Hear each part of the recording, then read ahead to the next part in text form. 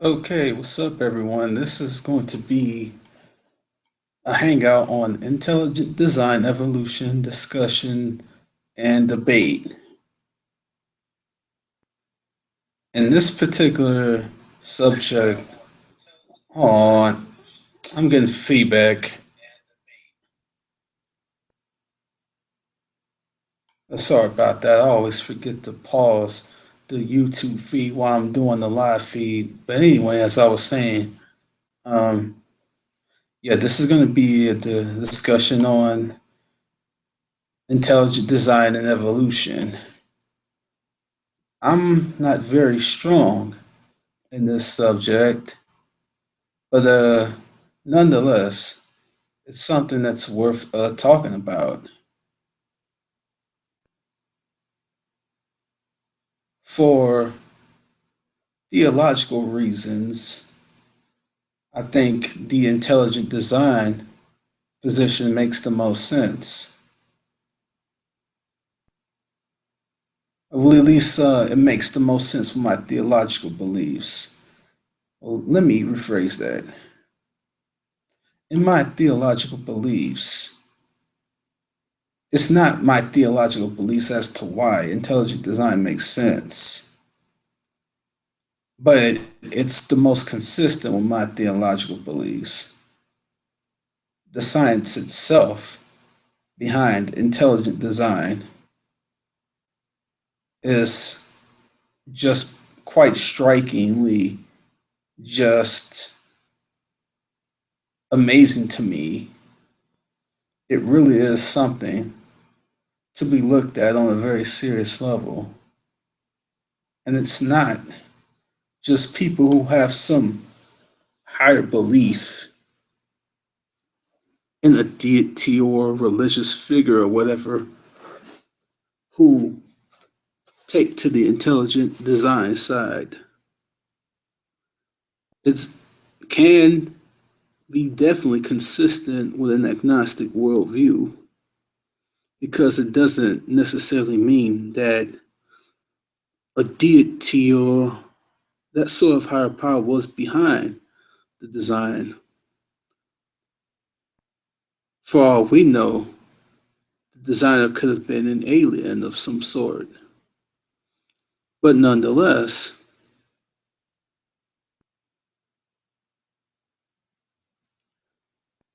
intelligent design only assumes that there was an intelligent agent as the result of what we see. The problem is a lot of evolutionists like to jump to the fact that the original proponent behind the intelligent design argument had certain religious slash theological implications behind why the theory was originally presented. Now, I haven't looked too much into this origin behind intelligent design, but nonetheless,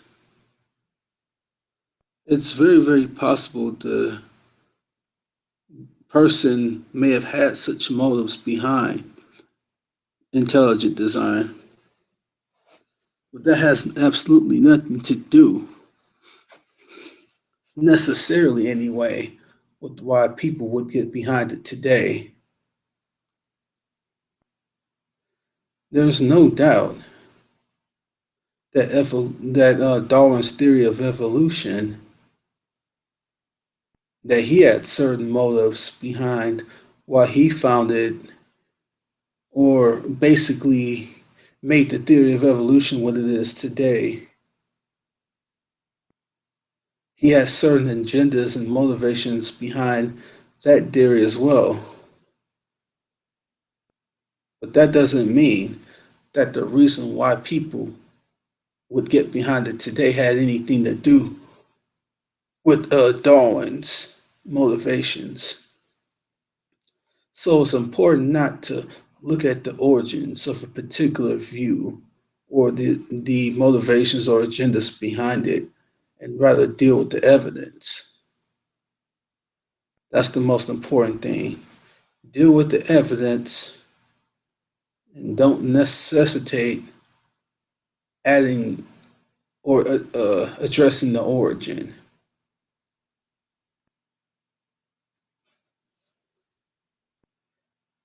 I personally believe that evolution has quite a bit to explain that it hasn't explained. I mean,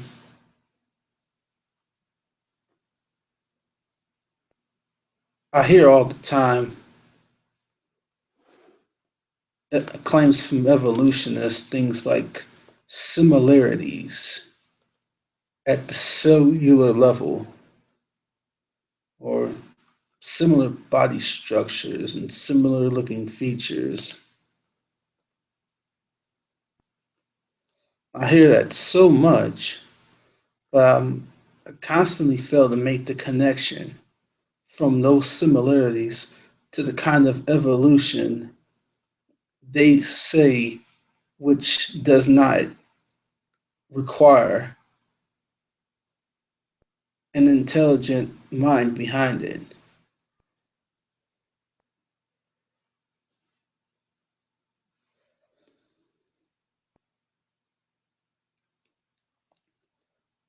I think Brother Veckel in the hangout I had the other day expressed what us laymen's feel very, very strongly, that on a layman's level, we'd like to see that evolution or the mechanism behind evolution can do what it can do. And the best that we've gotten is that we have to make a sort of faith based guess to put an evolution together, not really something that we can observe. Now, there's no doubt that certain types of evolution has been observed.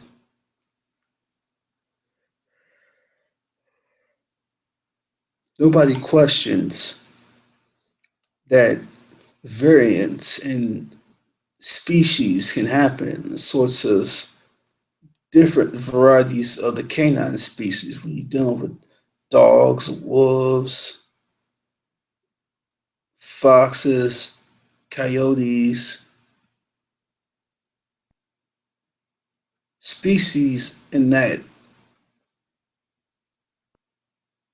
context, there are definitely variants, and there's definitely evolution in that sense that you have things within a particular species that are varied, and you can even have evolution of color, pigmentation. You can have these sorts of evolution. Nobody denies that. The evolution that I'm still failing to see is the evolution which indicates whatever common ancestor we might have came from. That's the most pertinent thing.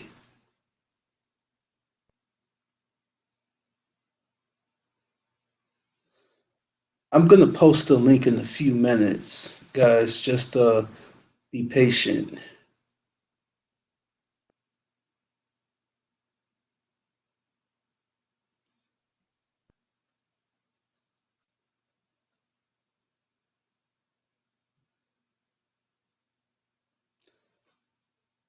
But evolution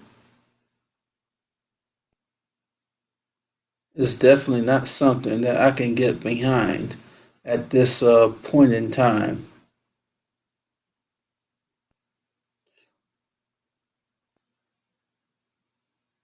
I'm more than willing to hear the evidence that creationist slash intelligent design proponents have been asking for.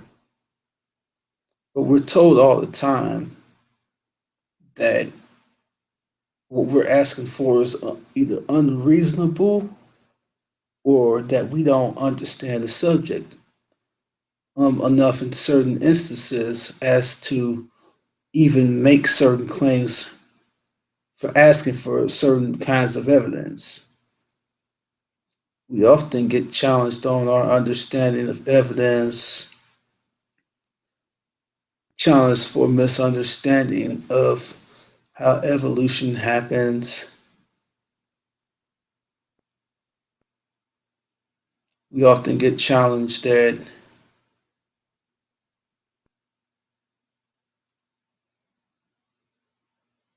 we cannot use people like um, we can't appeal to intelligent design as a science or creationism as a science. It's often ruled without any contest or any attempt to contest the arguments behind those things as non scientific. The discussion is often pushed back to intelligent design proponents by evolutionists saying, well, why don't you write a paper? Why don't you present your evidence? They say something like, well, they want us, they would want you to disprove evolution. If you got the evidence, if you got the arguments, they would want you to disprove evolution because that would make you wealthy. That would be uh, a real breakthrough in science.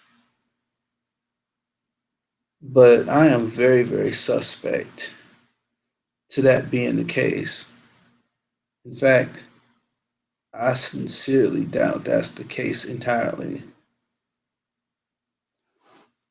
I truly believe that a lot of evolutionists don't want the theory or fact or whatever they call it of evolution to be disproved should such evidence come along. I believe, and let's assume, for the sake of argument, there is no good evidence for creationism or intelligent design.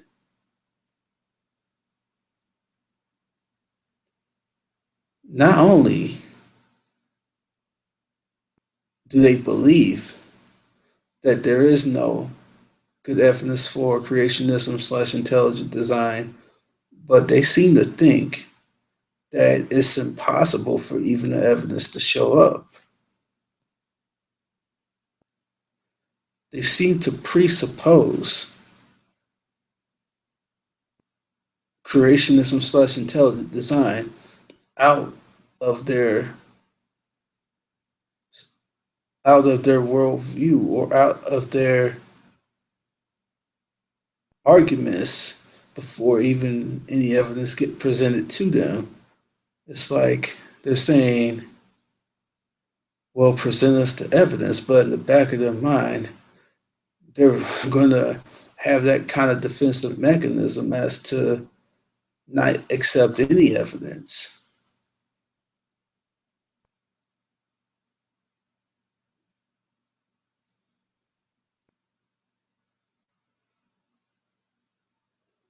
I've seen tons and tons of debates on intelligent design and evolution, and I've seen quite the convincing case on the intelligent design side that the best in the business on the evolution side just cannot handle the best in the business on the intelligent design creationism side. when you get people who know their stuff and are worth their salt on our sides of this discussion,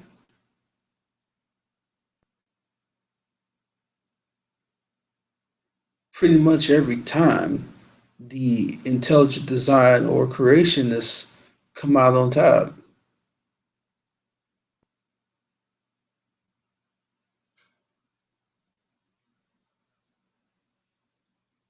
This is a discussion about evidence. This is the discussion about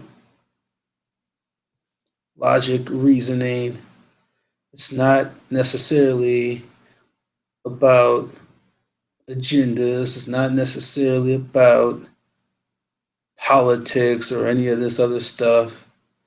This is just a discussion about evidence. But unfortunately, it seems like the discussions often get drawn back to politics. They get drawn back to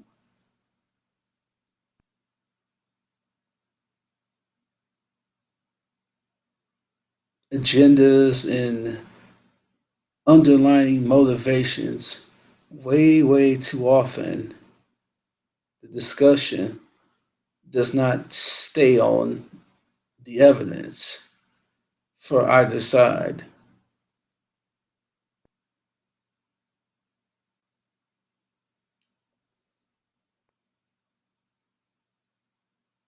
It is not fair to attack whatever potential possible motives that anybody may have to try to impugn their position, because whatever motives or intentions they may have does not necessitate what the evidence they present is.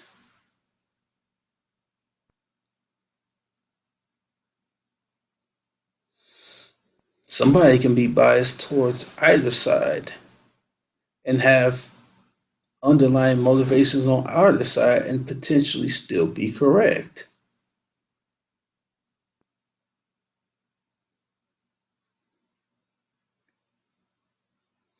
Way too often, when those who don't hold a position on evolution, they get questioned way too often what their theological stance is. I don't hide the fact that intelligent design is the most consistent with my theological beliefs. I don't hide that fact at all. In fact, I've been saying it pretty much ever since I first came on the G Plus.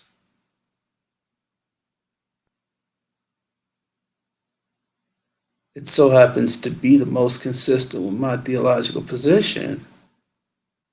But even so, that still has no bearing on the evidence. The evidence says what it says.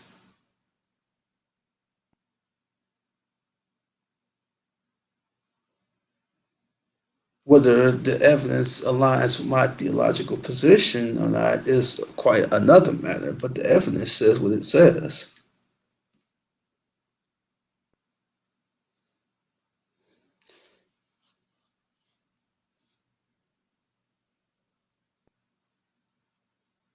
And the discussion is often taken back to the peer review system,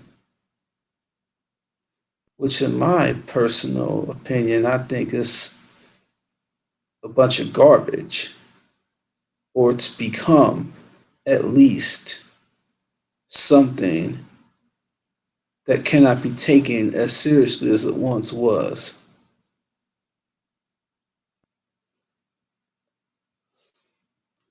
I mean, it's not like, what's up, man? I'm not excited it's back. Can you hear me?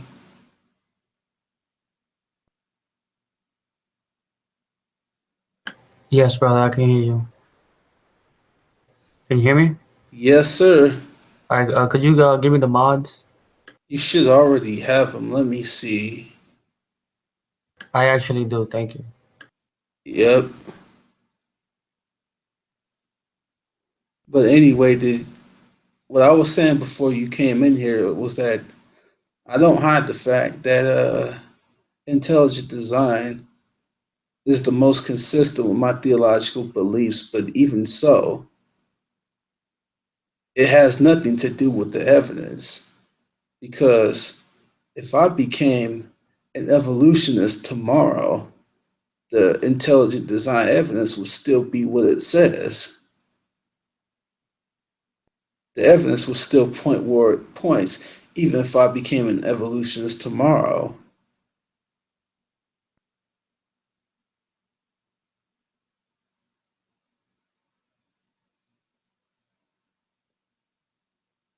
Richard Dawkins admitted himself that evolution makes him more comfortable to be an atheist. Now, it would be absolutely fallacious to attack Richard Dawkins holding to the evolution theory or fact or whatever you want to call it because it makes him comfortable to be an atheist. It would not be appropriate to attack that position. We got to focus on the evidence, not upon people's theological beliefs or motivations as behind to why they would hold a certain thing.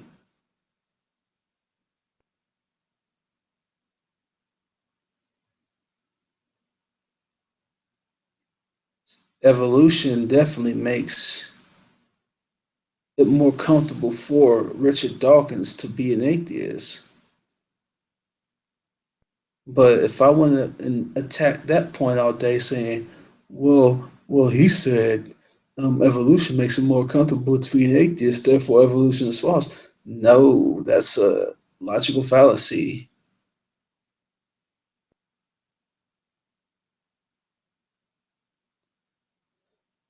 Way too often, it's it turns into a discussion of personal of attacking one's person and personal motivations or implications rather than what the evidence says.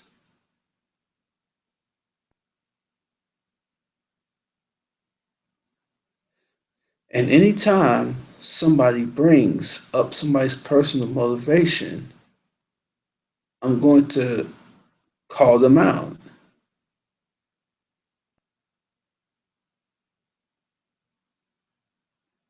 I'm not going to put up with people trying to distract from the core discussion with attacking somebody's personal motives or whatever they may be. Do one thing, and it's very, very simple. 4 words. Stick to the evidence. Follow those 4 words. Stick to the evidence.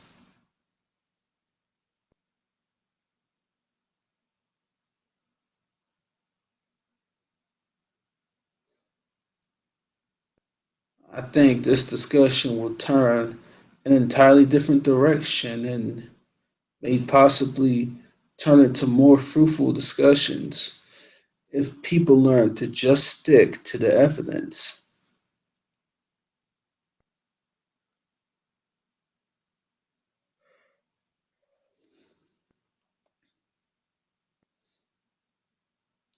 I'm just giving a few of my personal views here and just kind of waiting for the viewer count to go up, and then in the next few minutes or so, I'm going to start inviting some people in here. That's good.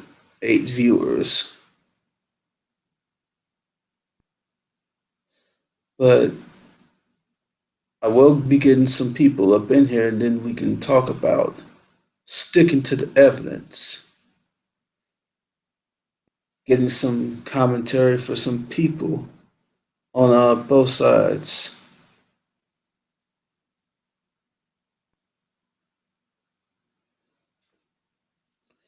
All right, here's how I'm going to do this. I'm going to invite one person in here at a time. And whoever I invite in here is not allowed to give the link out to anyone else.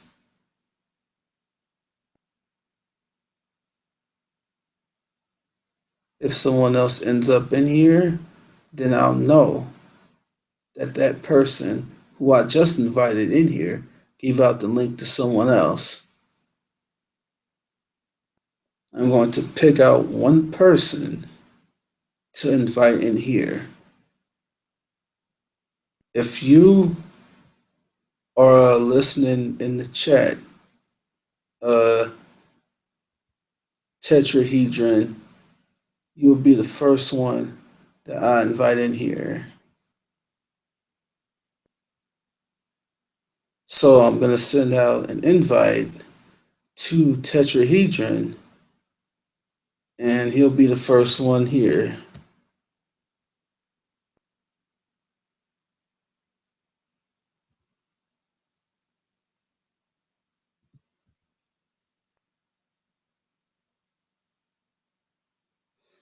All right, I just sent out the invite to Tetrahedron, and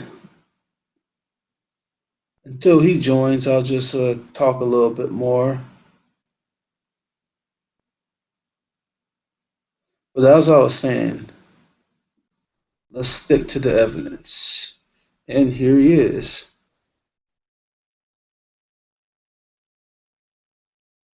Let me broadcast him real quick. Hey, Tetrahedron, what's up, man? Welcome to the room.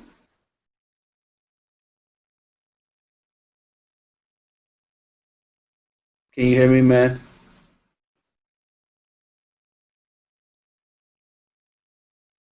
Hey, Tetrahedron, you there, man? If you can't hear me or I can't hear you, you might have to reset.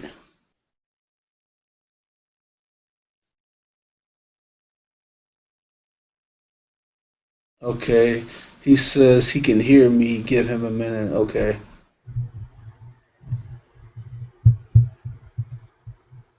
Hey, Uh, can you hear me now? yeah. All right. Yeah, but I want this hangout to be an even playing field, not none of that one-sided, lopsided crap that happens in other hangouts. It's going to be an even playing field up in here tonight. All right. The next person I'm inviting in here will be John Sabator. I know you're out there, John Sabator. You're the next person I'm inviting in here. Like I said earlier, if I find more people popping into this room, then I'm going to know that it was you who invited them in here. So I'm going to invite you in here and we'll try to make this a fruitful discussion. Now I'm going to send out the invite now.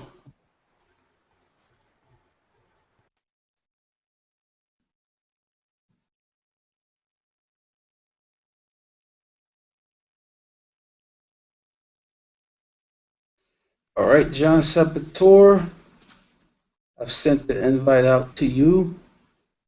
You'll be the next person to come in here.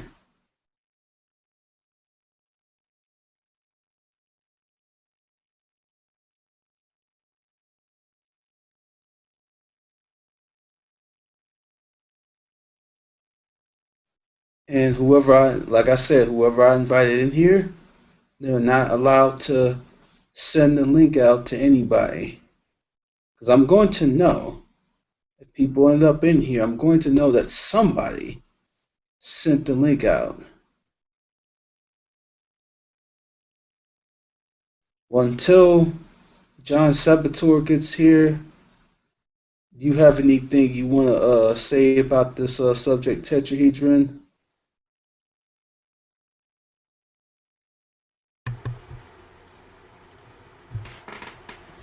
Yeah. I mean, like,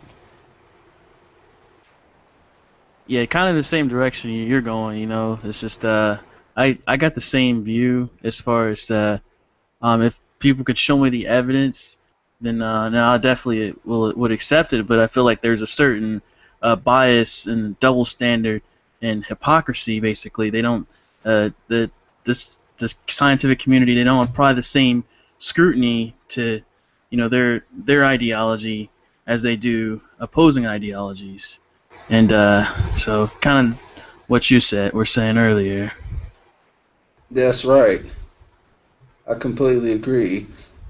Um, yeah, it's not like I think I made this point earlier. I think I said like it's not like there's an even number of intelligent design scientists as opposed to evolutionist design scientists doing the peer review process. So it can be more of a level playing field. It's obvious the overwhelming majority of people behind the peer review process is evolutionists, and not that in and of itself makes it unfair, but it can do quite a bit to make it unfair. I gotta take a call real quick. I'm gonna mute my mic. I'll be right back.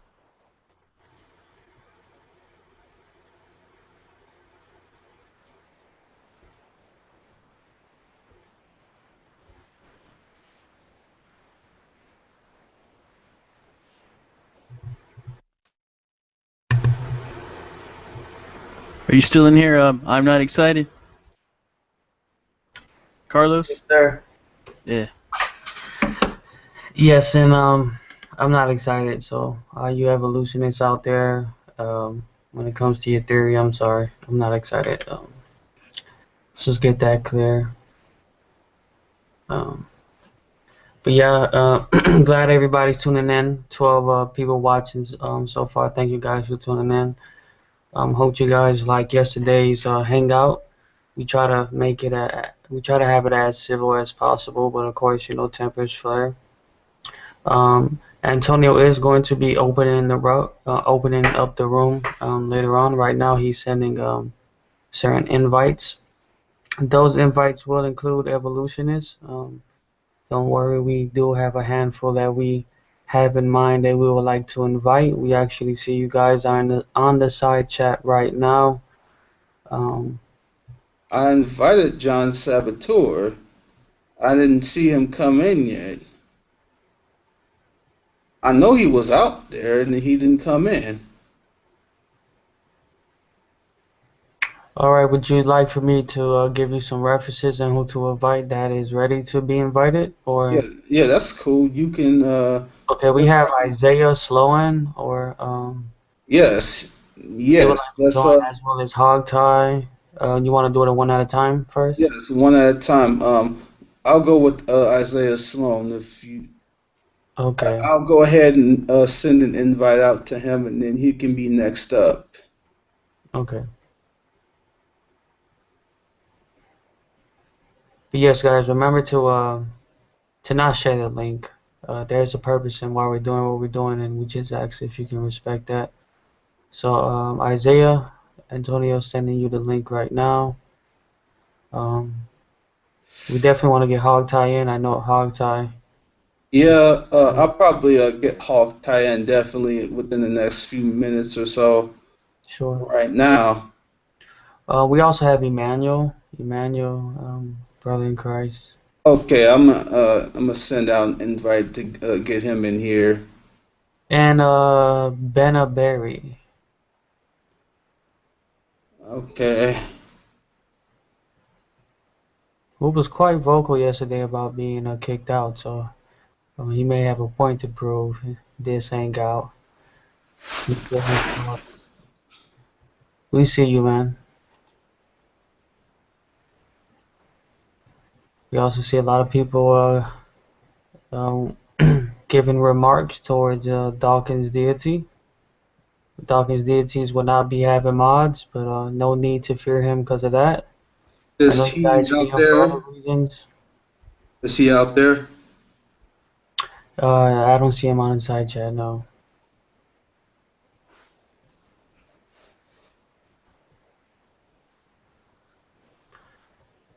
What's up, E? Welcome to the room, man.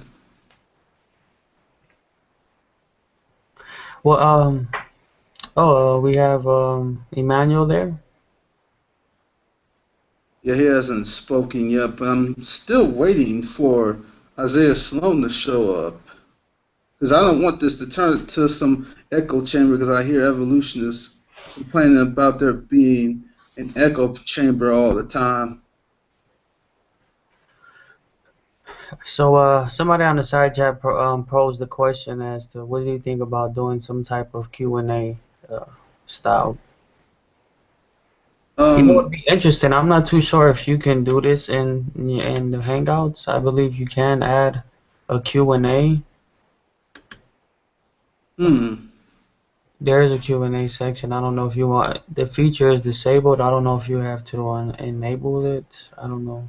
I definitely wouldn't mind that. I just don't know how to enable it. So yeah, Isaiah wants to know if you sent him the link yet. Yes, I did. He should have received it by now. He gotta check his G plus or whatever he needs to check, but he should have received it.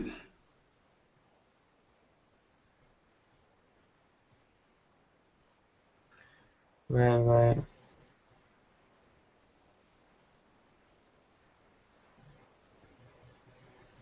This is gonna be a level playing field hangout. This is not gonna be one of those um, all over the place shifting type hangouts.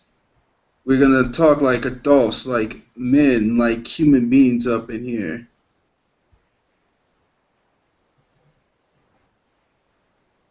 Exactly. If anyone, no matter what side you're on, is not prepared to have that discussion, you can't be in my hangout. It's just gonna be that simple. Okay. And are we kicking people who were not invited? Yes. If they weren't invited, then they're getting booted out of here. Yeah, definitely. I know of some people, man, that aren't the most civil, you know. Let's try not to be antagonistic towards one another. I'm pretty sure both sides in the end will still leave believing what they believe, so Yeah, we need to yeah, crucify each other over it. yeah. I'm in full agreement on that. Yeah, definitely. I'm pretty sure convinced 9 times, if not more than 9 times out of 10, people are going to end up leaving the same way they came in. But at least when we have these discussions, we can have them on a level playing field, and we can have them like mature adults. And go ahead. Yeah, Antonio, John says he didn't have a link. I Uh, sent it to him. Isaiah says he hasn't received the link neither. Where are you sending him the link to? I'm inviting them. They should. I post the invitation, and Let's do it like this. Isaiah and John message Antonio. Send Antonio a private message. yeah, let's try it that way. Hold on. Here's what I'll do. I'll add those two, and then they can send me a PM. Sure. I'm about to add those two on my G plus right now. First, I'll add John Sabator. I think I added him already, but if I haven't, I will now. All right. Yeah, John, man, just want you to know, man, you've been in our prayers. Not too sure if you believe like we believe, but you've been in our prayers, you and your family. I hope all is well. We look forward to hearing from you. All right, here's what's gonna happen. I sent you an invite, John Sabator, and you're gonna have to accept the invite if you want to get the link to the Hangout. And then I'll also send Now, Isaiah Sloan invite, and they're gonna have to accept the invite to get in here. Sure. Yeah, Robert Lee, I see you there in the side chat. Oh, What's your position? Are you a creationist or evolutionist? hold on. Let me try this for Isaiah Sloan. I think I sent it to the wrong account because there was more than one Isaiah Sloan account. I'm gonna try sending it to another one. I might only see one. Let's see. This is Or you can a. go to the YouTube page where he's writing in the side chat. Click on his profile from there. Um,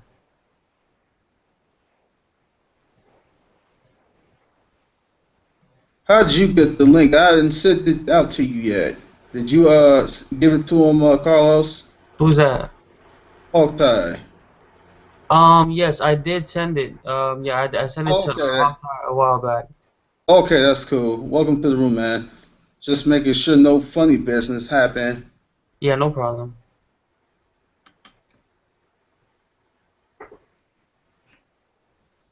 All right. Yeah, only Hogtie and Isaiah have the links. Um. Well, I'm pretty sure you have. Well, Hawkeye might have Isaiah Sloan on his list. I will permit him to give it to him so he can come in. I can take a look. I'm not sure. Okay. Yeah. How are you guys doing this evening? Not too bad, man. gathered Just chilling. Yeah, I gathered from. I already heard you. You said you were doing well in the beginning there. It's nice to have. Okay. Hold on. I can't. John Sabat tried to call me, but I'm just gonna send him a link to my hang instead.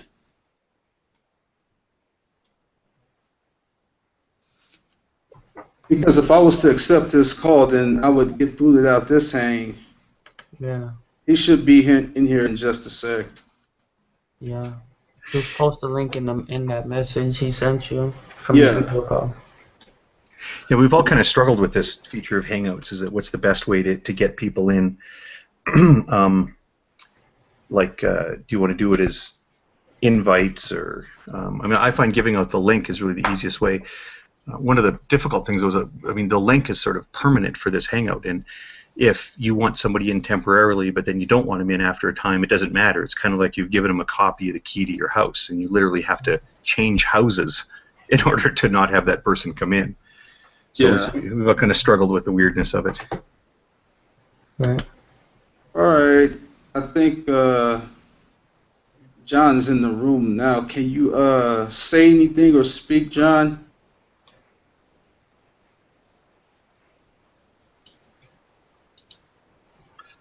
Okay, can you hear me? Yeah. Yeah, thank you very much. Yeah, sometimes things go to the Gmail, sometimes things go to the Google Plus, and then they stop sending mail to YouTube for some reason. So thank you, I found it. Thanks. You're welcome, man. It's all good. Glad to have you here, man. I appreciate it. Yeah, you seem to be very reasonable. I've listened to you in other chats and I always appreciate your voice coming in. Thank you. I try to be, man. Yeah, yeah. All right, the next person I'm inviting in here is Vecco. I'll wait for him to come. Okay, and I'll just be quiet unless you wanted me to talk or something. I'll say something, but otherwise I'll just kind of sit back and listen until y'all need me. Well, I mean, if you just want to kind of get the ball rolling, you're more than welcome to do so. Oh, okay. It's kind of cutting out, so I can't hear all the words. But what are y'all talking about? What's the topic? Evolution? Yeah, intelligent design evolution. I'm just sort of want to make this a level playing field, so it can be a mature discussion and not just some kind of mudslinging back and forth and kind of these uneven echo chamber hangouts to what we often see. Right. So I just want to kind of make it as even of a playing field as possible. I'm going Thank to. you. Thank you. You're welcome. I kind of thought you had a good thing going. Was it yesterday or the day before? I know about when I tuned in, Veckel had entered, and he said he had what I thought was a good question. I mean, I suggested to him in the live chat there might be a different way to phrase it that would not get what do I say? Not get the evolutionists kind of hung up on some of the language. Yeah. But you seem to kind of have a half and half room at that point, whether it was 6 and 4 or 5 and 5 or whatever. They don't. The point is, it wasn't a 9-on-1. And I thought it was pretty productive. And unfortunately, I wasn't able to join until later. And then you'll recall it kind of turned ugly after that, but only briefly. I think I noticed after that it sort of calmed down again. But yeah. Yeah, the thing is that near the end, most of the people on the non-theist or evolutionist side had left near the end of the hangout. So, I mean, it ended up turning into kind of an echo chamber, but I mean, that was kind of the natural direction of where it went since most of them left by that point. I did try to keep the room fair, though, even so. Well, you'll note too. I mean, I in terms of even the expression echo chamber, I'm not making the claim that you sort of borrow that phrase from me because I know a lot of people say it, but it's certainly one that I use really often.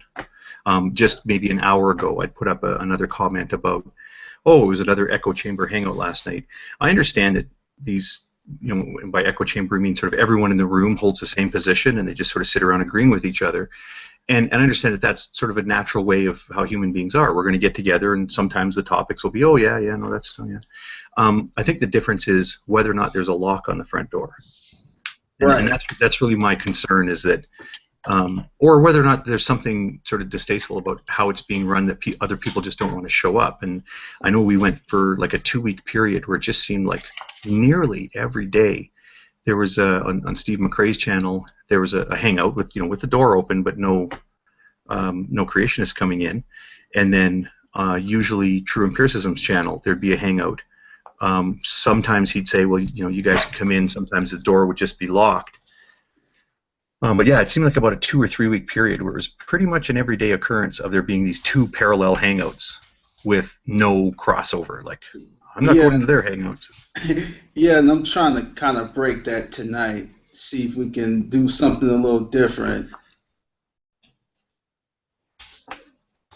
Because I know there's a lot of mature people on both sides of the discussion who are truly interested in having a discussion, not just trying to be on this kind of underlying agenda type thing, or like, oh, I'm going to make your side look stupid so I can validate my personal beliefs, whatever they might be. I don't think it should even be about that, really. I mean, just have a mature discussion. And I mean, here's the thing. Anybody might go to the other side, at any time, but I don't really think we should be carrying our underlying presuppositions to the discussion. I mean, we're going to have presuppositions, but I think we gotta be careful not to kind of let them cloud our thinking too much. Well, I had really wanted to chime in on Veckel's question. Was it last night or the night before? Pardon me if I'm mixing up which day it was. And I was actually going to ask Veckel, although I think you already answered my question in the side chat. How long are you around for, Veckel? Is it you're on a break? You're not.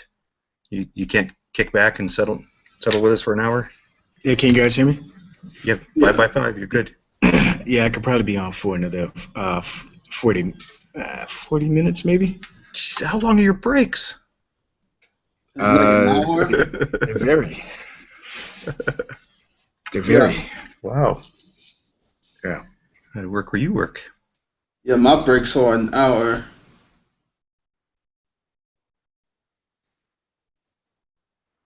Yeah, I thought he probably maybe had an hour break. Yeah, and I work 12-hour shifts, so yeah. Oh, okay. Oh, okay. That I take it back then. That definitely explains that much. How many days in a row is that if you do 12 hours? Well, it's kind of back and forth. This weekend I'm working Friday, Saturday, Sunday. Then I have Monday and Tuesday off. Then I work Wednesday and Thursday. And then I have Friday, Saturday, Sunday off. And then it goes back again the week after. Oh, it's like a rotation? Yeah, right. Okay. I had a gig a couple of years ago that was, what was it, 14 on, 7 off, and it was 12-hour shifts. You're 14 on, 14 14 days. days? Yeah, 14 days, and then 7 off, and then 14 nights, 7 off, 14 days. That's insane. It was insane. It was awful. Well, how can we make the best use of Veckel's 40 minutes then? I'm just listening in. When it comes to the evolution issue, again, like I constantly say with my mantra, I am a layman. All I can do is ask questions and make some assertions. But that's pretty much it. Well, can I, sort of an effort to get the ball rolling in the right direction, I don't want to get into a big discussion about semantics and whatnot, but I do want to pick up one of the things I was trying to tell you in the live chat. And I know it's hard when you're in a Hangout, you're participating in the conversation, and you've got the side chat, the group chat on the side here, and you've got the live chat. You know, I mean, so whether or not you saw what I was saying, I think you were saying things like, well, what's your proof for evolution? Or your question was something along those lines. And then the response you'd get is, well, science doesn't really prove anything. And then, well, now we're going to have a 12-minute discussion about, you know, what it means to prove something versus evidence consistent with, evidence contrary to a theory. And I don't think it really got to your issue. I think what you're asking is, when evolutionists say, well, the evidence supports evolution, you're saying, okay, well, what is it in that evidence that brings you to that belief, right? That's what you're saying. What makes you believe this? Is that what you're asking? I guess so. I mean, again, I would agree that there may be, if we're talking about evidence being something that can be presented by the one making the claim, I would say yes, there is such a thing as that. However, whether or not that's actual proof, that's a little bit of a different issue. Because I think creationists can show you proof of a designer, but yet that doesn't mean that it's going to be accepted by the evolutionists. Mm-hmm. So I see both sides have evidence, if you will, but. And I think that's the thing is, though, I think for some reason we treat this discussion, there's sort of these two parallel discussions, theism versus atheism or non-theism, and then evolution, creation, and we tend to paint each other and paint ourselves into these corners where we we'll demand proof. And you think about, well, how does this ever apply in any other conversation in your life? Like if we were discussing gun control, and I tell you, well, I think that there should be, you know, no licensing system for long guns, but there should be like a complete prohibition on handguns. You would ask me, well, why do you think that? What puts you, what evidence or information or experience puts you in a position to say that would be a sensible position, or to say that's a sensible standpoint to take? And then I would explain it. You would never say, prove to me that that's the correct conclusion. And yet, for some reason, we always say, you know, like atheists say, prove God. There's 2 words for you, Veckel. Go. Prove God. Go. You know, and the same thing, you say, prove evolution. It's not the way people who are genuinely interested in understanding other people's positions, it's not the way they converse. It's merely a way of saying. Let me make sure I'm understanding you. So are you saying that there is no difference between proof and evidence? Oh, I think according to the conversation that I was in, it sounded to me like they were making a distinction between proof and evidence, and I tend to agree with the way they explained it.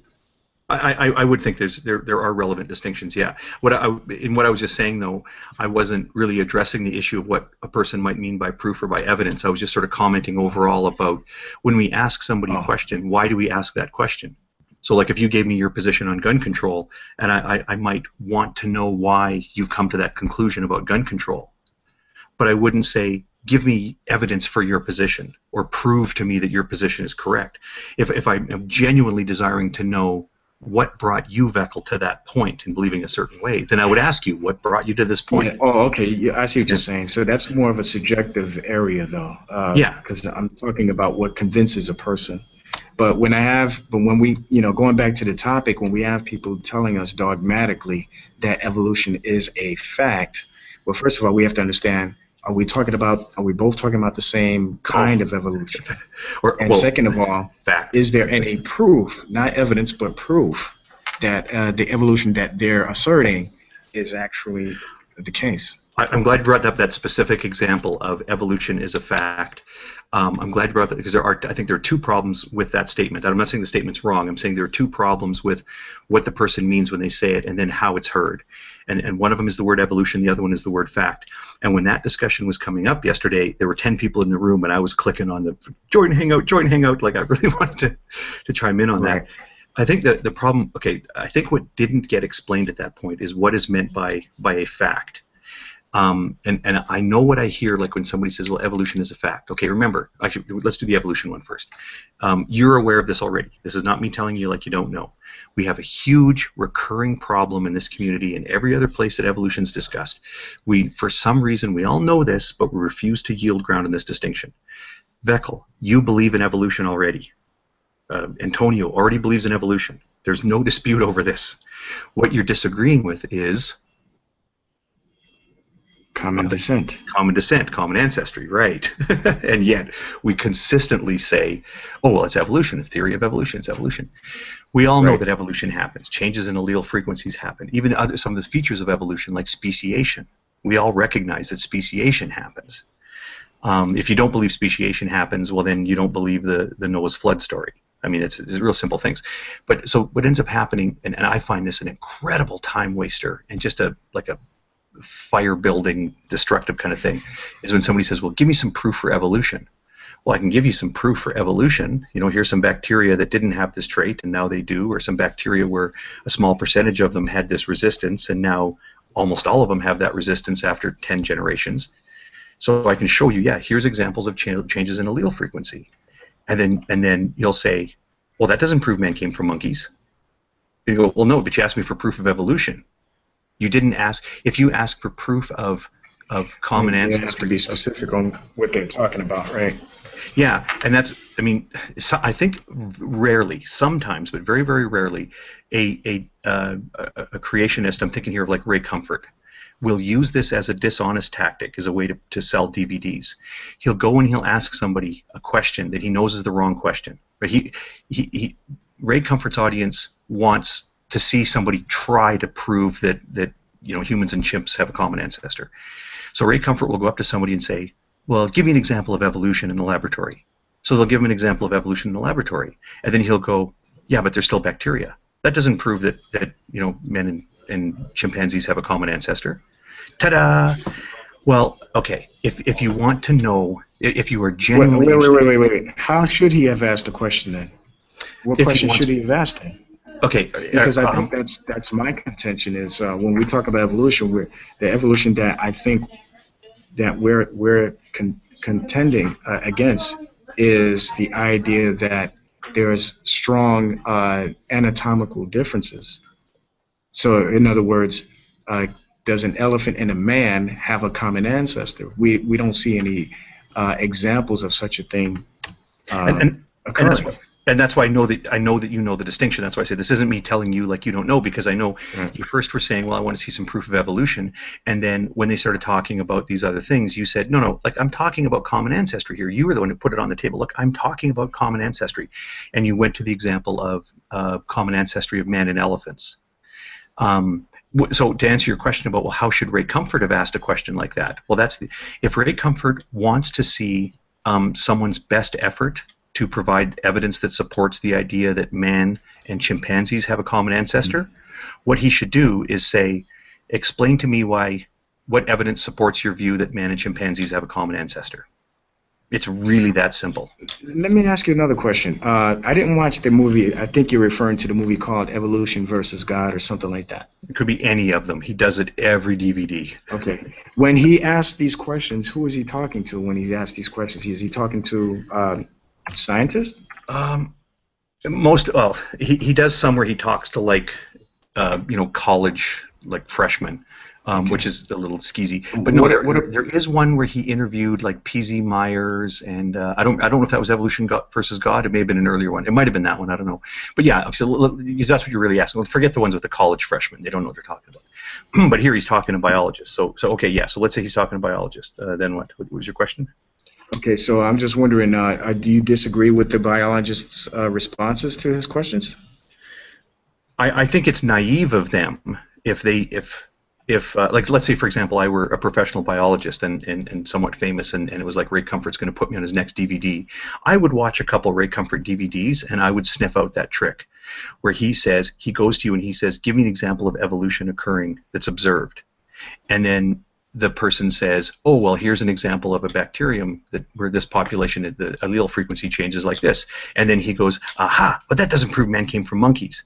And I would know then that when he asks me the question, give me proof of evolution, I would know that he's being dishonest, and I would either answer the question or maybe he's not being dishonest. Maybe that a clarification just needs to be made. Maybe because this is where the problem comes in, is that it's an issue of semantics. From what I'm hearing from you, he's saying evolution. When he's saying evolution, it sounds to me, based on what you're describing to me, that he's thinking of what's commonly called macroevolution or common descent, whereas opposed to you're thinking of evolution could be a wide range of things. Okay, right, so I don't see it as him being dishonest just to sell DVDs. I don't see that. There's more that's going on there with Ray Comfort, and I certainly don't want to claim that this is a broad net that would apply to every believer that would ask this question, because I take, like when you guys do it, I take you at face value. Like when you last night or night before, when you said, well, I'd like to see some proof of evolution, you were able to clarify that you meant common ancestry. In the opening moments of this hangout, Antonio was talking about, well, evolution not being proven and people only coming to the view of evolution because of their biases or presuppositions. I know when he says that he means common ancestry, not evolution.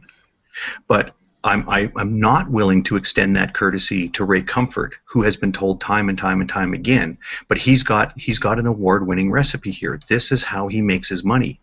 Remember, Ray Comfort isn't in the business of converting atheists. Ray Comfort is in the business of selling DVDs to believers who think they can convert atheists with their Ray Comfort DVDs. I don't know about that. I don't know about that. That's my conclusion. Yeah. You don't have to agree with it. Yeah, I would. Yeah, see, and that's another thing. Again, about the language issue. When you make comments like that, Hogtie, you're making a dogmatic statement until somebody says, "No, I disagree." Then you change it and say, "Well, that's my position. That's my opinion." Well, there's my position. Okay, so that's fine. But don't try to speak with this authoritative tongue as if what you're saying is absolute, because it's not. You don't know what his mind is like. I don't think that you do enough research on his ministry or anything like that to come to that conclusion that that's why he's selling DVDs. It could be the case that he is sincere, and I do see that with his ministry, that he does sincerely care about people's souls. He does care, but he's been doing it for over 20 years now, preaching the gospel. So he does care about people's souls. He has seen results. He has seen people come to know Christ. So again, I would just be careful with going around telling people that this is the only reason why he's doing this kind of thing is to make money and sell DVDs. No. Hang on a second. I didn't say that was the only reason. I do believe that he's sincere. I do believe he's sincere in his faith in the Lord. And in terms of your suggestion, you're saying that. No, I've always said that. You didn't say that a few minutes ago. That's what I'm saying. Okay, who in the room asked me if I thought Ray Comfort was sincere in his faith in the Lord? I've never for a second said that he wasn't. Well, Hogtie, that's why I'm addressing it now, because your language a few seconds ago sounded just like that, and you didn't clarify what you meant. No, See, now we're doing the same. But Hogtie, we're doing the same exact thing regarding the word evolute, the definition of the word evolution. There's clarification being met. So you made a statement about Ray Comfort that I disagree with, and I responded by asking you, making sure that you give clarification. Now you're giving clarification after I've said something. Yeah, and I appreciate it. My specific statement was that the reason he uses that question, I'm suggesting he uses that question dishonestly, because it lends into this product that he makes, that he sells to fellow believers. Whether or not he does so because he's only in it for the money, I didn't say anything about that. I don't think he's only in it for the money. I think he does. But even that's again subjective on your part. You're saying that he's doing this. Yeah, I don't. And that's what I'm talking about. Here's one point I don't need your advice on. I don't need sort of advice or instruction from you. I have to clarify when I say something. The following is my subjective opinion, because it's obvious when I know that. Yeah, That's how people But talk. I Otherwise, just I'm want going to have to preface every sentence I say but with no, that. Hog Time, don't get me wrong. I know you're much more intelligent than that. However, you're speaking in front of a live audience, people who don't know who even Ray Comfort is, and also you might be talking to Christians who are kind of weak in the faith, and yet here you are, an atheist, telling everybody that he's being dishonest. I don't think you can come to that conclusion there. I think you speaking very subjectively when you I'll make tell you what, that. I will claim. be very receptive to this scolding from you when I've heard one of you guys say that to any one of your brothers in Christ who says that about Aaron Ra or Matt Dillahunty or anybody else like that. Next Okay, issue. so all right, well, that's fair enough. Fair enough. I'll too quote So, you to the next issue. Yeah, So yeah. what are we getting into in this hangout? Well, we were addressing the. You could say he was wrong, but you can't say that he's being dishonest. I think that's a little bit No, of a difference. that's my honest, Yeah. genuinely held conclusion about why he That's keeps fine. asking the same question. I'll wrong. accept that. I think it's let me- more I'll accept ignorance that. Can I than just wrap dishonesty. up the point about the evolution and fact? I know Isaiah wants to pipe in, and that's fine. I just want to say that what had started that was a discussion about the phrase evolution is a fact. And I'm saying if you're going to talk about common ancestry, then please use the term common ancestry, because then you don't lend the conversation to that weird, oh, here's an example of evolution. Oh, no, but I really wanted an example of common ancestry. If you mean common ancestry, say common ancestry. I do want to say something about the word fact, but I've been on the mic for a bit. I don't know if I think Isaiah was trying to interject. If not, I can go into the thing about fact. Hold on, I was getting me a sub sandwich. I'm gonna sit down real quick. Okay. Well, I can say the thing about fact pretty quickly. I mean, I don't know if it's going to get much traction, but Go I think ahead. we I'm are. about to put food in my mouth. Okay. Keep us in the loop. I don't know if I find that funny. Anyway, fact. Fact is a term that we struggle with. I think it's one of those things where we don't take a moment to listen to what the other person means when they say something. When I think there are even some atheists who use the expression "evolution is a fact." I'm not even going to put a percentage on it, but some of them don't even know what it means, and they just assert it because they've heard people say it. It is correct to say that evolution is a fact, but don't interpret that to mean common ancestry is proven. Common ancestry is 100% proven. Whether or not common ancestry is proven to any level, that's not the point. That is not what this is saying. So remember, facts are like, in terms of importance in scientific inquiry, theory is like the highest level. A theory is like a complete, comprehensive set of laws and ideas and notions that would explain a set of observations, including observations that haven't even been made yet.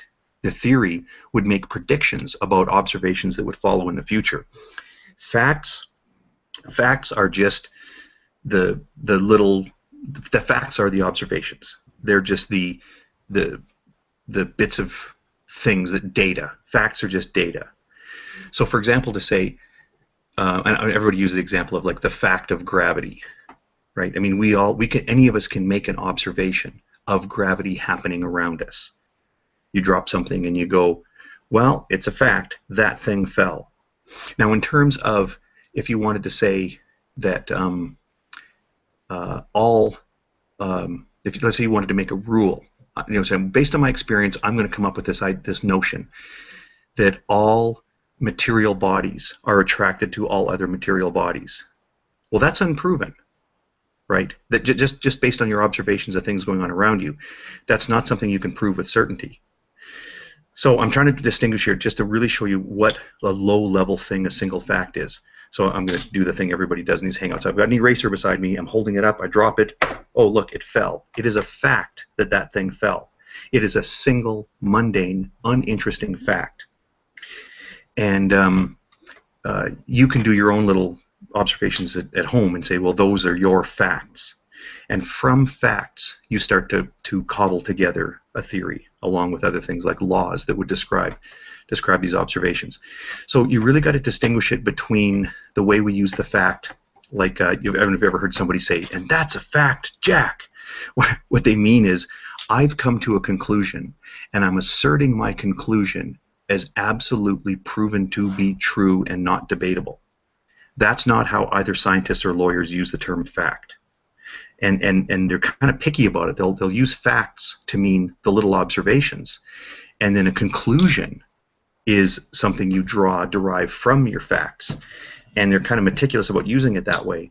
And yet, in the rest of the world, we'll sometimes just say, like, that's a fact, Jack, meaning that my conclusion that I've drawn from the facts around me is a fact. It's proven. So anyway, just to wrap up my point, is that there's so much baggage in that line when you say evolution is a fact. There are many factual observations of evolution. You can take some bacteria, look at some phenotype, distribution in this population, rebreed them under different conditions for 10 generations, and then look at the allele frequency and go, well, it's a fact that the allele frequencies from this generation to that generation have changed. That's a fact. That's a simple observation that that's what happened. Unfortunately, when a person says evolution is a fact, what people hear is not evolution but common ancestry, and is a fact, meaning is a proven, you can't argue with me, rock solid conclusion. Fact, buddy. And that doesn't help the conversation when that happens. So what is the purpose of this hangout? Are we actually getting into evidence or something else? Yeah, I mean, we can attempt to discuss evidence. I mean, that's what I'd like anyway. Yeah, I think that's a great idea. In fact, the way you'd opened it, Antonio, I think that was a good idea. I was just sort of picking up where we left off. I mean, what I saw yesterday was some discussion about what's meant by fact or evidence, and then it sort of took that left-hand turn where we started talking about like meta-philosophy, metaphysics, and whatever, law of induction or whatever. So I don't want to start the thing on the evidence. So if you want to move to evidence, I don't want to start because I've been, like Vekla and I've had kind of a nice exchange, but is that okay, Antonio? Can somebody else want to start on either a question about evidence or... Oh, okay. If you were going to see, all right. John 7 wants to speak for 3 minutes. Okay, I'll allow him to have the floor for 3 minutes, and then you'll be uninterrupted, and yeah. Go ahead, Yeah, John. thank you. Yeah, uninterrupted is great. And then I'm having trouble hearing the sound. Okay, thank you. I'm having trouble hearing sound, so I can't really do a back and forth right now. Hopefully that'll get better later. What I want to say is every creationist I've talked to, though, agrees that evolution occurs within kinds, what they call it. And a lot of times these kinds cross species. Species is a much more specific word. It deals with things that either they can interbreed or not, and when they can no longer interbreed, they become a separate species. But kind is really undefined. So, I've had people tell me that, there were 2 beetle species on the ark, and then all of those made all the kinds of beetles we have today. But that's 500,000 species of beetle, and a lot of those can't interbreed with each other. So if the flood was, 4,000 years ago, and you've evolved a half million new beetle species, there's 500,000 new beetle species. That works out to about 1 new species evolving every 2.5 days, which is hyper-evolution. Same thing for cats, lions, tigers, dogs, wolves. Even you all agree that evolution occurs. And, you criticize Darwin and kind of poop all over Darwin. He's listed as one of the greatest scientists ever lived. Evolution is one of the greatest discoveries ever lived. And you agree that species are changing and they're adapting to their environment, and it's being affected by natural selection. So Darwin was right that species are changing. Darwin was right about natural selection, but somehow if you put the word micro in front of it, you think you can call him, now he's a shitbag. But, I'm sorry about my language. Excuse me, I'm sorry. But, I just think the guy has been so... I'm not going to censor language in here just as long as... I'm sorry. I apologize. I won't do it again. Yeah. But, Darwin was beat down. You can see the sadness in his eyes, and just the people around him just hurled so much hatred at him. And, the last years of his life, he never talked about evolution. He started working on barnacles. And even to this day, 150 years later, his work on barnacles is recognized as some of the greatest work that's ever been done. I mean, he would be a top scientist just for his work on barnacles alone, even if he hadn't discovered evolution. But the thing you all need to remember is, while you're hating on Darwin, remember, you believe in this. You believe that tigers and lions share a common ancestor, and maybe even kitty cats came from a lion and tiger common ancestor, and that's evolution. You can say, well, it doesn't cross lines or something like that. And but I've never had anybody ever be able to tell me what that line is. It's a constant moving thing that's not defined in relationship to a species. So I just rather use the term species because it's something that can interbreed. Once it crosses that line, they're no longer the same kind if they can't interbreed. And that's my time. Thank you all for letting me have my say, and I'll just be quiet, listen to you all for a while, and then maybe chime in later when the reception gets better. Thank you. You're welcome, man. Can I respond? Yeah. I would Unless like somebody to else wanted to say after something. Veckel's response. Yeah, I you wanna can. Yeah, give, you can. my You can little piece of evidence. okay, you can go Veckel, and then Isaiah's next up. Yeah, from what we just heard, again, it sounds like, it sounds like what he's talking about is that when we hear the word evolution, when he hears creationists talk about evolution, that we're only talking about, we're not being specific with the word. I think the majority of the time when we contend against evolution, we're mostly talking about common descent. Okay, that's the issue, and we haven't seen that. We see what's presented to us as evidence, which are mostly, if what it boils down to, similarities between creatures. But we've never seen a cat produce a non-cat, dog produce a non-dog, an elephant produce a non-elephant, or anything of the sort. So it can be asserted all you want to say that, over a period of time, elephants could produce into a different type of elephant where it's not considered an elephant anymore. But who is to make that decision, or who's to make that claim that it's no longer an elephant when it's still on the surface looks like an elephant, acts like an elephant, walks like an elephant, and everything like that? So when we're against evolution, at least for myself in particular, I'm inquiring. I'm wondering, where is the evidence of diverse anatomic changes, diverse strong anatomic differences? That's what I'm looking for. Well, I won't take up too much time, because I know, but I do want to say, Veckel, that's another example of something that I think doesn't help you kind of get to your answer, is when you say, even along the way to asking your question, which I think is a good question, if you say, well, no one's ever seen a cat give birth to a non-cat, or a dog give birth to a non-dog, or an elephant give birth to a non-elephant, and then et cetera, and then say, so we're just not seeing any proof.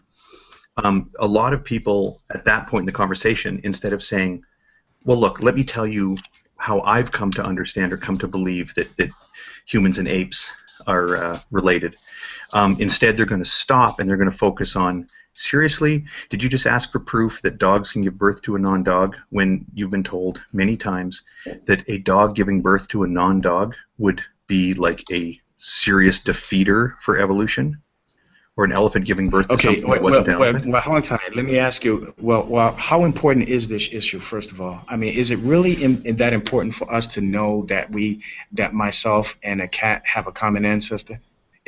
How important is it for the average layman who doesn't look into the stuff at all? How do we need to know this stuff at all too? We have to apply it to our life in some way, shape, or form. That's a great question. I love that question, because it does give us a chance to step back. It is as important to know that we share a common ancestor with cats. I have cats. They're my cousins, distant cousins. It's as important to understand that principle as it is important to know that Jupiter is a very, very large gaseous planet, and it has its own moons, more than one moon. About 5 of them are visible, but I think there's like 36 moons or something. I don't know. My life functions without me knowing the exact number of moons that Jupiter has. Like, right. I can still, even if I didn't. Yeah, it is what I mean by making that observation is that if it's true, it would be good to know this true thing. That is, when I say it, I mean common ancestry. If the common ancestry amongst the apes, including humans, is true, it would be nice to know that true fact about the world. If it is not true, then it would be nice not to be mistaken about believing that not true thing. That is, I come from a viewpoint that says it's good to believe true things, but you don't need to.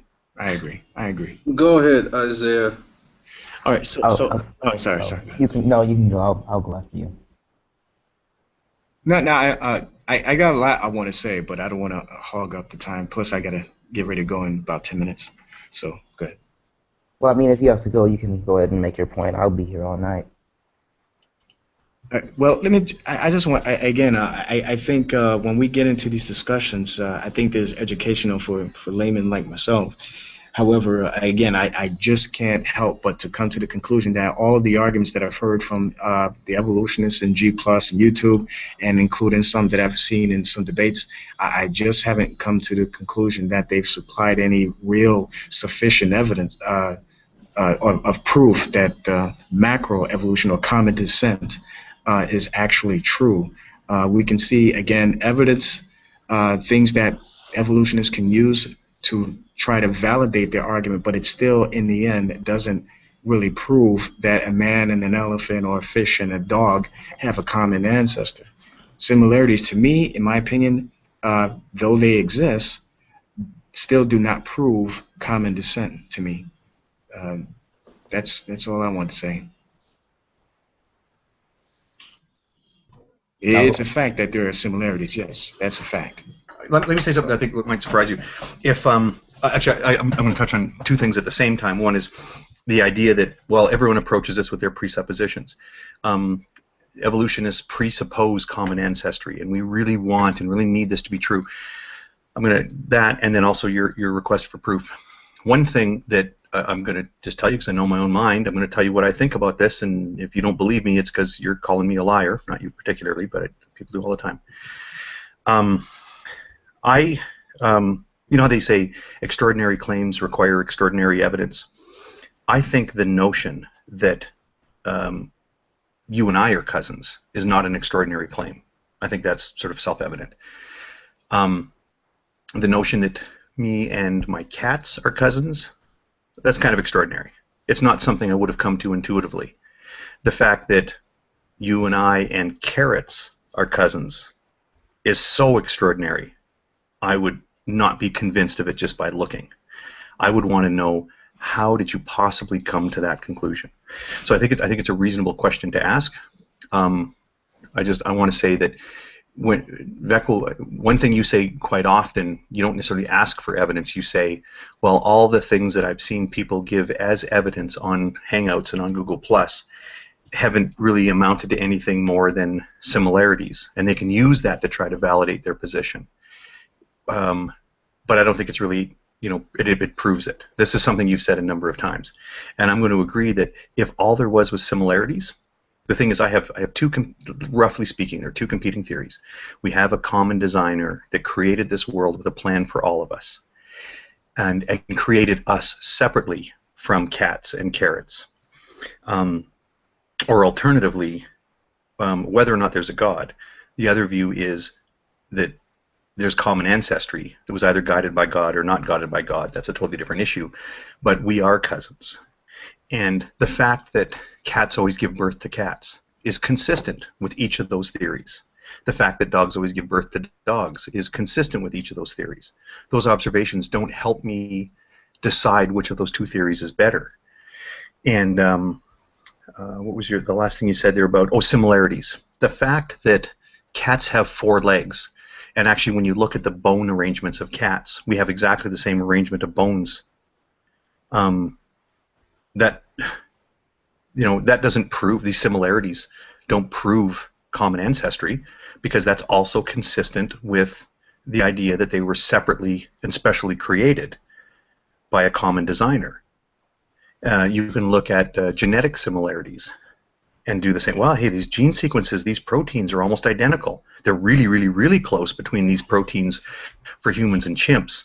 and they're not quite so close, but still pretty close for humans and chimps versus cats. Well, again, that's consistent with common ancestry, but it's also consistent with a common designer. Those facts alone, so I just want to make this point really clearly, similarity alone does not prove common ancestry. So, Veckel, when you say similarity alone does not prove common ancestry, I say, righto, because it doesn't. And I hope that you don't think that it's my view that it does. Well, that seems to be the case with a lot of evolutionists, unfortunately. But let me just say this one last thing, and then I'll probably just listen in for the rest of my break. John is putting on a side chat here, Veckel, you believe in species change. Yes, I do believe in species change. Of course, obviously there's speciation, or whatever you want to call it, where there's changes within a certain kind of animal or species. You know, dogs produce, we see a wolf and a different kind of animal in the dog family can interbreed, but you're not going to see those two animals over a long period of time create something that looks like an elephant. So I do agree, if you want to call it speciation, I don't know what you guys call it these days, I do agree that that type of evolution does occur. I don't think any creationist would deny that. However, again, this is going back to the semantic issue that needs to be discussed. When we're talking about evolution, what form of it are we talking about? Which definition of evolution is the creationist contending against? And I think, John, you know full well what I'm talking about. One other thing you said is it's up to you to prove that there is a line that cannot be crossed. Well, the onus is not on me as the creationist to validate this claim. That's on you, because you're proving that macroevolution or common descent does take place, and that's what we're asking you to provide evidence for. I'm not the one saying that a man and an elephant have a common ancestor. That's the evolutionists making that claim. So the onus is on the person making the claim, not on me. I'm just trying to understand it better and coming up with more questions every time I hear you guys speak. So go on ahead, and I'll listen for the rest of the break. Okay, now to the point I've been wanting to make. I've debated myself whether I wanted to make this point. Can I answer you? Hold on. Okay, about elephant. I'm sorry. No, you can go. Never mind. It's cutting out real bad. I can't hear. About elephants, there are 250 extinct species of pachyderms. Do you believe they are all the same kind? John, I would just go ahead. Sorry, go ahead. Sorry, I didn't interrupt you, Veckel. Go ahead. Sorry. I'm sorry, it's cutting out real bad. I'll just make a statement all clear. Yeah, there's 250 extinct species of pachyderms, and they all evolved from a common ancestor. If you go back, there was a smaller little thing they evolved from that didn't have tusks. You can look it up on there. But first, if you're believing that evolution is occurring like that, that's rapid evolution, because it's only been 4,000 years since this flood. Oh, here we go. So you're believing that all of these species have evolved in 4,000 years. That's not what I'm talking about. That's not what I'm talking about. I'm asking a very basic question. Okay, I'm not asking about how long it takes or anything like that. If it's true that man and elephant have a common ancestor, what's your question? Where's the evidence of that? That's what I'm looking for. I'm not. It's not about an issue of. Can I answer? I'm not. Look, I know that mammals the common ancestor of a man and elephant. They're both placental mammals and vertebrates. Okay, where is it? So if you look at vertebrates, there's a common ancestor. If you look at mammals, there's a common ancestor, and there's also a placental mammal and there's also marsupial mammals that split off. We're placental mammals and vertebrates, so we share that same lineage. Yes. Where's the common ancestor? What was it between man and elephant? What was it? If you go back to the first, look up the vertebrate line. It's there. I mean, I can show you a family. What creature was it? What creature was it? Hold on. I'd have to look it up. I mean, it's probably Tiktaalik or something that came to land. One of those first vertebrates that came to land. Yeah. Okay. All right. Now we're getting somewhere. Now we're getting somewhere. Okay. Because they're vertebrate mammals. Yes. Hold on. Disagree. Before I get into my DNA evidence. proves this. Okay, John. Okay. Veckel, are you asking for the exact? I'm sorry. Go ahead. Are you asking for before I get into my little evidence? Are you asking for the exact species that elephants and humans are derived from? Yeah, I'm looking. Look, if common descent is true, then we should have some evidence for it. Okay, or not evidence, because again, that can be twisted around these days. I'm looking for proof, something that is tangible, something I can see with my own eyes, something, if possible, I can touch, that tells me that both the man and the elephant came from this creature, or from this kind So of you're asking for animal, the whatever you want to call it. specific species. Yeah. I mean, again, similarities don't prove. I mean, all Hold on. John keeps pointing You're out aware to that's us is impossible, right? that's not my problem. No, that's No. a huge problem because we can't even tell you what the exact common ancestor between bonobos and But yet chimps are, and those two look identical. okay, but here you are. Okay, but here you are as an evolutionist telling creationists that we have it wrong, that creation is not true. Yet we're asking you to you don't. It seems like you guys don't want to put yourself to the same standard that you're trying to put us on. You're telling us dogmatically now, most of you, that a man and elephant have a common ancestor. I think I have the right as a layman to ask you to verify this. I'm not looking for similarities. I do know that there's such a thing as speciation, that there's different types of elephants over a period of time, and there's different types of human beings over a period of time. But that doesn't prove to me that if you keep going back down the line, that you're going to see some sort of a common ancestor between these two creatures. That's what I'm asking you to verify. I haven't seen it. I don't think you guys have seen it, especially since you claim it takes billions of years to occur. So I'm just looking for the evidence of it. That's all. Hold on, leave that. And similarities to me, though it may be an evidence for you, I would grant you that that it might be an evidence, but it's not a proof. It's not a proof of common descent.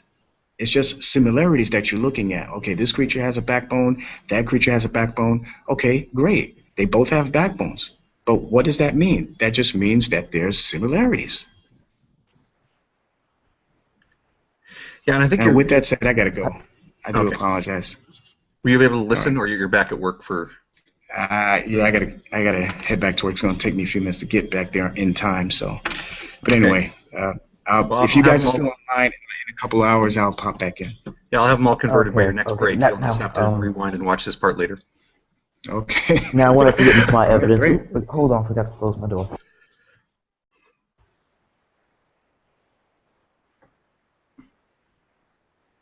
Yeah, I'm going to say that does Veckel no service to tell him. I mean, he's asking. It's a bit of a tall ask to say that he wants proof of the common ancestor of humans and elephants. But then to say, well, that's not possible, doesn't. What I'm trying to say, it doesn't help him say, oh, okay, well then I do see why you believe it. What's a little unfair, it's a bit of a tall ask, because the further back you go, the less likely it is you're going to find that common ancestor. And I think a better starting point is to say things like, use cats and dogs, for example. Why do evolutionists believe that cats and dogs have a common ancestor? Do we have an evidentiary basis that is beyond just looking at the similarities between cats and dogs and saying, I mean, this is what we do, look and say, oh, here's a bunch of cats. Well, they're all kind of cat-like. There are some differences amongst them, but there are some things that make them all clearly cats. And oh, there's a bunch of dogs over there, clearly dog-like. There's some differences, but they're all clearly dogs. Then you got bears. They're kind of a lot like dogs. So bears and dogs probably have a common ancestor, and then the cats and the bear-dog thing would have a common ancestor.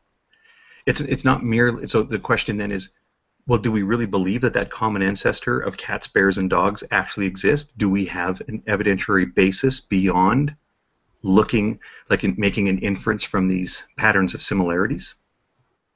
Like, are there other creationists in the room who would think that that's how it's done? We look at these patterns of similarities, whether it's in the DNA or whether it's in the body morphology, and we say, well, look, boy, these cats are sure alike. Oh, those dogs are sure alike. Oh, those bears are kind of like the dogs.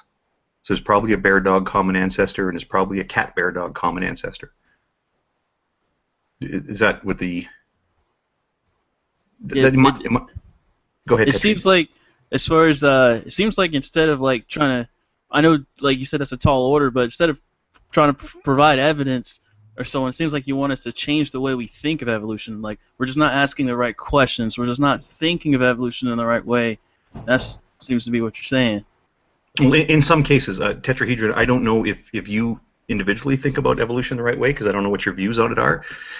But I do know that when you hear questions like, I want you to prove evolution to me. For example, show me a dog giving birth to a non-dog.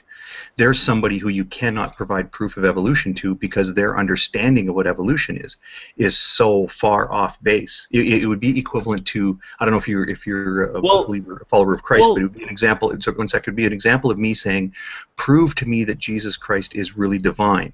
I want you to prove to me the Bible is true. You show me evidence of that spaceship that Jesus Christ flew when he wiped out Egypt. Okay, if somebody says, show me proof of a dog giving birth to a non-dog, then there should be millions or thousands of years of transitional skeletons in between, basically, that could show that proof. I mean, just find a handful of them, you know? That's the proof. No, why would I want to prove that a dog could give birth to a non-dog? Well, I don't believe that that's possible. I know it's not a literal. It's not literally. I'm just using that as an example, basically. So I'm basically saying if someone asks you a particular, show me proof of transit between this particular species giving birth to this particular species. I'm assuming that's what he intended to imply. He wasn't literally saying show me a dog giving birth to a ferry or a truck or something. But then I would say show me proof of all these transitional skeletons. There should be thousands of them. Okay, if we're asking the wrong questions, then what questions are we supposed to be asking? Well, I've said, it's surprising. You'll be surprised by this. I have said many times in this hangout, not once, not gingerly, but repeatedly, many times in this hangout, if you are looking for proof of common ancestry between species A and species B, your question would be worded thusly. Can you show me some evidence for a common ancestor of species A and species B? Is that a complicated way to word it? Like, I happen to believe that humans and chimpanzees have a common ancestor. You can say, hey, Hogtie, on what evidence do you believe that humans and chimpanzees have a common ancestor? And this evidence is observable, testable, and or provable, correct? Well, I don't know what those. I'm going to say yes because I think I know. Besides all the transitional skeletons, yes, the inferences can be made. Yeah, I mean, when you say evidence, presumably you mean like facts, right? Like observations that have been actually made.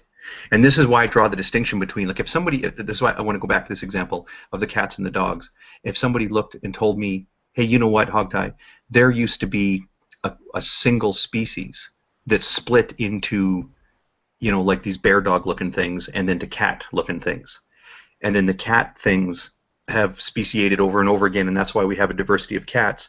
And then the bear dog things diversified into bears and to all those, and then all these different dogs, and that's why we have this diversity. And I would say, well, why do you think that? If the person said to me, well, obviously, because look at them. There's a very clear pattern there. That would not be enough to convince me. So then I would say, well, what evidence? You're saying that there's a common ancestor to cats and dogs. What evidence do you have of that common ancestor? And in that sense, to answer your question, Antonio, when I say evidence, in that sense I mean what evidence has been looked at, not just looking at the modern world, but looking at like what observations can be made. So, for example, in this case, a good example would be the fossil evidence. If you're saying that there's a common ancestor of cats and dogs, like it used to be a single species, and then it split off into cats and bear dogs, and then the bear dog thing split off into bears and dogs, you should be able to show me, like, did we ever find any of those creatures? And the answer is yes. So it's not just the pattern of similarities. It's being able to say, let's look at the fossil evidence. And you have to say, well, you dig down this depth, and in this geographical region, hey, it turns out here are these fossils that that would be that of that common ancestor. The elephants one is great. Who's sharing the elephant? Oh, that's Antonio, yeah. All right, so what am I supposed to be looking for that is consistent with the question that we're supposed to be asking? Oh, sorry, on the elephants thing, let me say real quickly too. This is one criticism I say is an unfair criticism from creationists, and it's too bad Beckel isn't here to defend himself. I don't mean to talk about him behind his back, but one of the things he said is when you ask for physical evidence, they will show you cartoons. So let's be careful about this. What you're looking at now, no one has ever seen these animals, right? These are I guess the one in the bottom corner, that's a Loxodonta in the bottom corner there. That's actually a modern. Bottom what side? On the right side. Oh, okay. Loxodonta. Okay, I see it. Yeah, they're African elephants. It's one of three extant, one of three existing elephant. There's 3 species of elephants these days. One of them is Loxodonta, or there's 2 varieties of Loxodonta. Whatever. That's a modern elephant. You can see those. They're walking around the forests and plains of. I think those are African, and they're you see them in zoos and circuses. That's a real elephant. The other ones, no one's ever seen those other elephants. So like when you look at the one that's straight above it with the look at that 4-tusked looking thing. Isn't that a weird looking creature? The one that's straight above isn't that a weird looking dude? Yeah, I'm assuming that's a dude. Stegotetra or something. Yeah. Yeah. So somebody could say legitimately, well, who's ever seen that elephant? No one's ever seen that elephant. The scientists that that published this paper or wherever you got this thing from, do we have Wikipedia or whatever, no one's ever seen that elephant. Do we have like bones or fossils and things of these elephants that we haven't seen? Yeah. So when you hear, this is another cue to me when I'm talking with creationists, whether or not there's somebody that you're actually having a conversation with, or somebody that's just approaching it dishonestly. When somebody looks at this and then says, "Well, these are just cartoons. These are just figments of someone's imagination." Okay. The honest admission has to be made. No, these are not photographs. No one's ever seen that 4-tusked looking thing. What is that thing? No one's ever seen that. But it's a reasonable inference based on the fact that we found bones, and not bones of one elephant, but bones of hundreds of those things. That's a big animal. They leave big fossils. And we have many, many partial skeletons that you don't find on the surface level. You go down a bit, you still don't find them, you go down a bit more, and then you find a bunch of them, and always in the same geographical area. You don't find those things in Alaska or the Yukon, right? They have their own particular place of the planet where at some particular depth, at some particular time scale, you find a whole bunch of them, but only for a short period of time. After that, you don't see those anymore. Later in the Pliocene era, you see the ones with the really long tusks, but not 4, right? And that's where you see this progression. And by the way, the fossil distribution isn't merely a matter of depth. It isn't that as you go down, you get into older fossils. These populations also move. So you can look at the distribution of elephant bones that are somewhat shallow and make a big map, and there's going to be a big blob on the map of, well, this is where we see those elephants. And then you go down another layer, and you'll see this big blob, but it might be in a slightly different place on the map. And then you go deeper and deeper and deeper, you can actually get a history of these elephant-looking creatures, how they changed over many generations, and how they changed their geographical location. This blob of these bones will sort of very slowly change from being over here. It's going to be this type of elephant-looking thing, very deep down, and over in this place in the geography, and then over time, they change their geography, they change their morphology, and they are, of course, not as deep down in the fossil record. So these sketches are based on actual finds, and again, not a single find, but many specimens. And what common ancestor is shared with elephants? What species? What do you mean, like, you're talking about like a modern? We'll never know the specific species. So we don't know which species shares a common ancestor with elephants? Well, they all do. No, because evolution isn't linear. It has branches to it. It works more like a tree than a line. All right, then what would be the closest branch then? The closest would be the mammoths. Okay. Yeah, my main issues of evolution is, like, I mean, basically, like we've been saying, and I guess basically we say there's variation within a species, or whatever you want to call it, microevolution or speciation or whatever you want to call it. But the thing is, we don't see that as evidence of macroevolution, and I think what can be observed, like it seems that there is a limit to variation, like say in selective breeding, like you can like there seems to be like a clinal deviation from for certain traits, and you can produce a new phenotype, but eventually, once you breed too much, that their genome starts to deteriorate and they become sterile, they die out or something, just like the mule, for instance. I would The mule is a hybrid. Anything that you just said there. Or, everything you just said is completely unsupported by any evidence. But go ahead. Sorry, Isaiah, you were going to say something. Okay, I wanted to get into evidence that I haven't been able to get into for a while. Now, and I'm not sure. Well, I'm going to guess none of you are familiar with incomplete lineage sorting. Now, when we look at, say, I'm sorry, were you going to say something? All right. What does that mean? And you would have to. Yeah, I was going to explain it.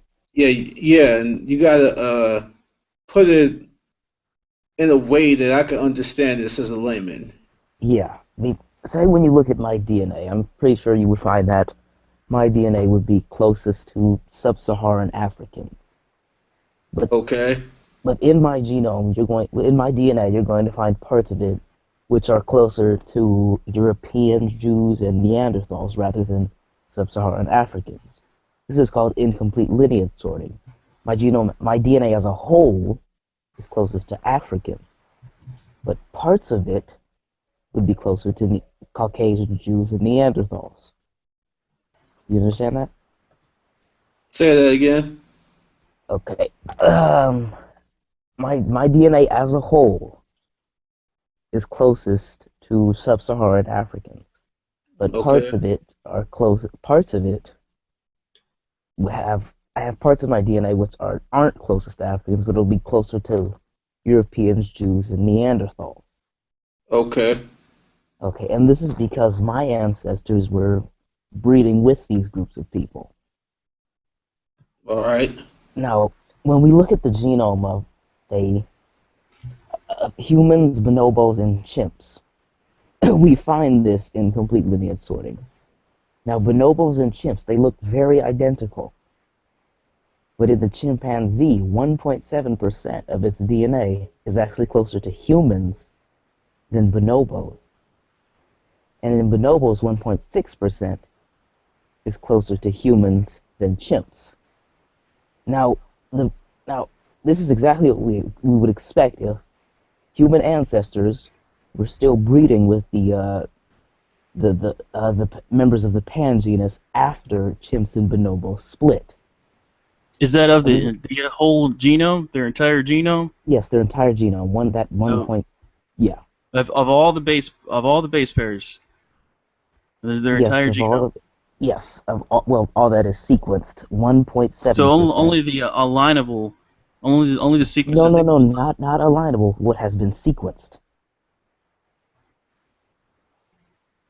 All right. So what has been sequenced? All right. So has the entire genome's been sequenced? There's a large. Most of it has. In the humans, 2.9 gigabase pairs out of 3.08. That's what does well sequenced mean? What does that mean? What is that referring to? Oh, sequence. That's the A's, T's, G's, and C's. Mapped, basically. It's been mapped for. I'm assuming this is for that's protein how much coding. of it has been. No, not just protein coding reasons. Because that's only like 3%. That's only like 3% of the genome. Well over 3% of the human genome is sequenced. It's in the upper 90s. But do you get what I'm saying? This is what we expect if human ancestors were breeding with humans, with the ancestors of chimps and bonobos after they split. Now, if human ancestors were close enough to interbreed with humans and chimps, why is it such a, what would you say it's far-fetched to say that these species, all three of them, share a common ancestor? Is it not a good question to ask. Do we have the fossils to back this up? The fossils to back what up? This common ancestry you're talking about. There are basal forms of apes that we do have, such as Pyrrholopithecus or Dryopithecus or Oreopithecus. These are basal apes. Well, not with orangutans, with the humans, chimps, gorillas. And whether we had them or not, by the way, Antonio, I do think it's a great question. What's up? I'm saying it's a great question. Sorry, the way you phrased it, what you said, is this not a good question to ask? Do we have fossil evidence of such a common ancestor? And I'm saying whether we had that evidence or not, that's a great question. We may or may not, but yeah, I'm just making sure we're on the same page, just so we don't talk past each other or strawman each other or whatever. Yeah, well, I've been making the point repeatedly, which I'll do in one sentence here, is that the similarities, whether it's in morphology or in genome, would not be enough to separate the two theories, because you could always posit, common designer. That the real compelling stuff is that when those similarities are backed up by fossil evidence that is properly sorted in the geological column and geographically. Okay, I just want to make sure I clearly state what I was trying to say earlier. That basically, I posted an article basically that says, but it's basically about how bottlenecks and selective sweeps during domestication, because domesticated animals has increased delta's genetic variation in dogs. Basically, they're dogs are inbred. deteriorating. Yeah, and that's basically what I was saying. There seems to be limits to genetic variation. No, they're just inbred. Well, we're all related, so I mean, if species are all related, so they're all inbred to a certain extent. Well, no. When you have inbreeding, you're going to have a decrease in genetic diversity, and what's going to follow from that are these genetic defects. Yeah, no, So I get that. So if we're inbreeding dogs, we're going to expect that there's going to be problems. I get that. I'm just saying on a larger level, it's evidence that on a larger level, that deterioration, basically, that inbreeding to your cousin or your sister, it just happens faster. But on a larger level, it's still the same thing that's happening. No, it's not the same You're thing. literally saying you're literally saying that inbreeding causes these deleterious genetic variations, and therefore the exact opposite of inbreeding would also cause deleterious genetic variation. That's well, no, literally I'm just, what you're I'm saying. just, no. Yes, that's what you're saying. I'm saying it happens at a slower level. All right, let me read this. Population bottlenecks, interbreeding, and artificial selection can all, in principle, influence levels of deleterious genetic variation. However, the relative importance of each of these effects on the genome-wide patterns of deleterious variation remains controversial. Domestic wild canids offer a powerful system to address the role of these factors, including deleterious variation, because their history is dominated by known bottlenecks and intense artificial selection. Here we assess the genome-wide patterns of deleterious variation in 90 whole genome sequences from breed dogs, village dogs, and gray wolves. We find that the ratio of amino acid change in heterozygosity to silent heterozygosity is higher in dogs than in wolves, and on average, dogs have 2 to 3% higher genetic load than gray wolves. Multiple lines of evidence indicate this pattern is driven by less efficient natural selection due to bottlenecks associated with domestication and breed information rather than recent inbreeding.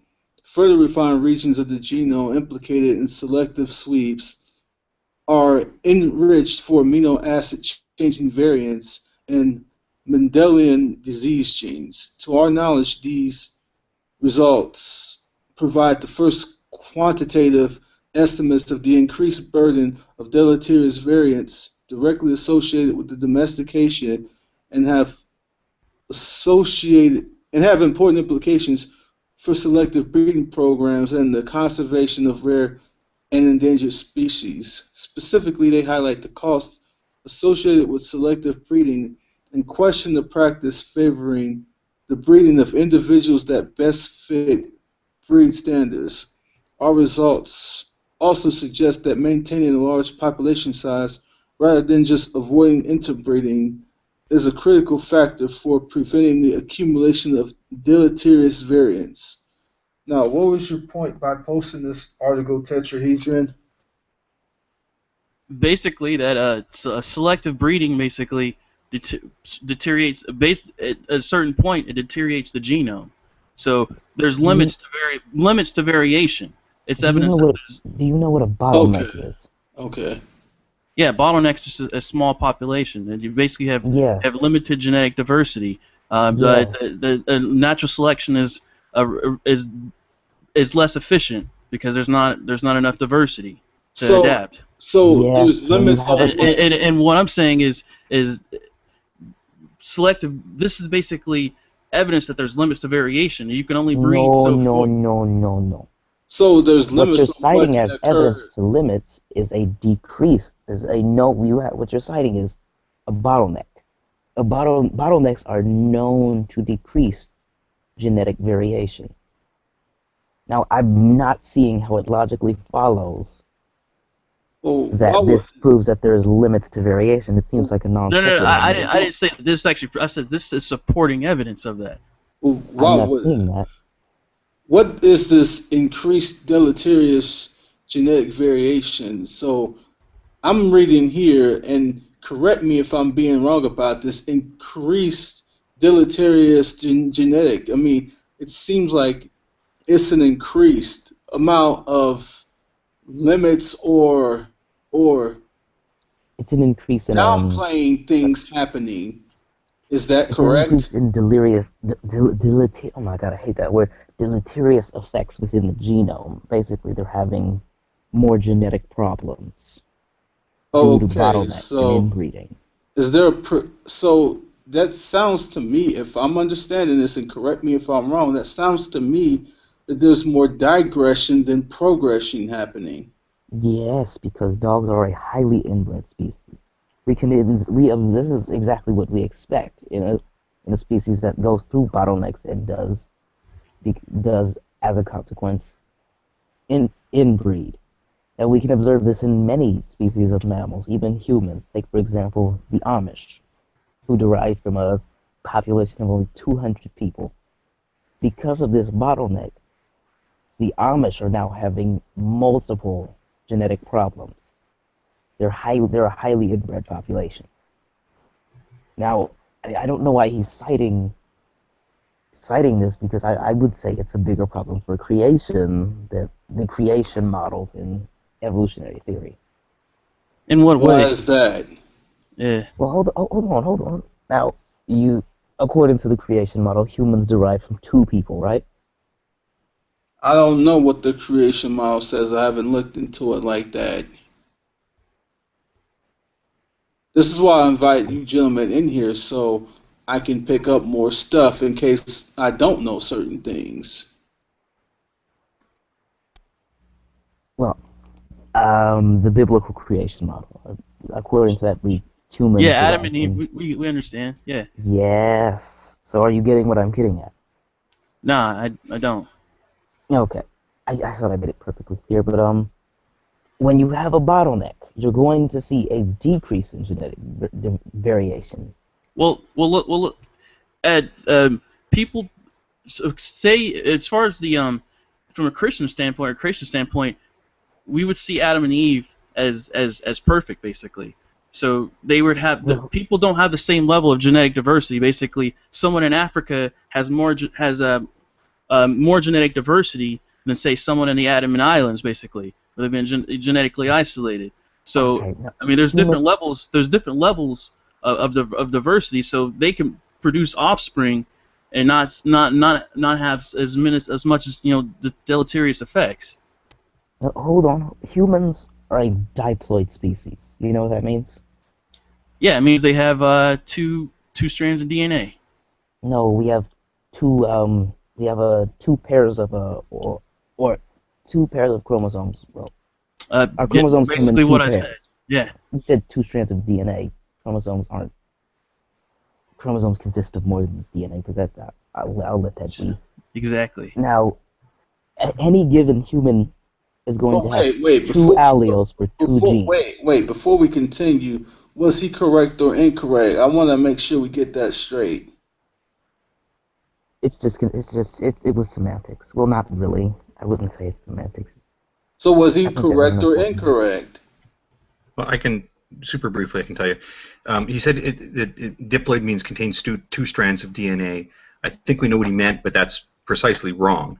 And then, sorry, Isaiah's struggling with the phrase two pairs. I think what he means to say is our chromosomes come in pairs. For any particular chromosome, chromosome number 1, there is a pair of chromosome 1, not two pairs. That's like a poker term. There's a pair of number 1, a pair of number 2, a pair of number 3s, and so on down the line for the chromosomes. So we have 23 different chromosome types. Most of them come in pairs, and then there's an X and a Y or a pair of Ys or whatever. But and then I think that the other sort of technical thing that there was a slight difference. Chromosomes are not merely a big long strand of DNA. It's a big long strand of DNA that's interspersed with proteins that sort of hold it in their weird chromosome-looking shape. But I think Isaiah very quickly conceded that's not the point. It doesn't matter what holds them in their shape for the purpose of this discussion about sequences. Well, hold on, tetrahedron. Didn't you kind of take all that other information into account, kind of assuming there a certain level of understanding they would have when you made your statement?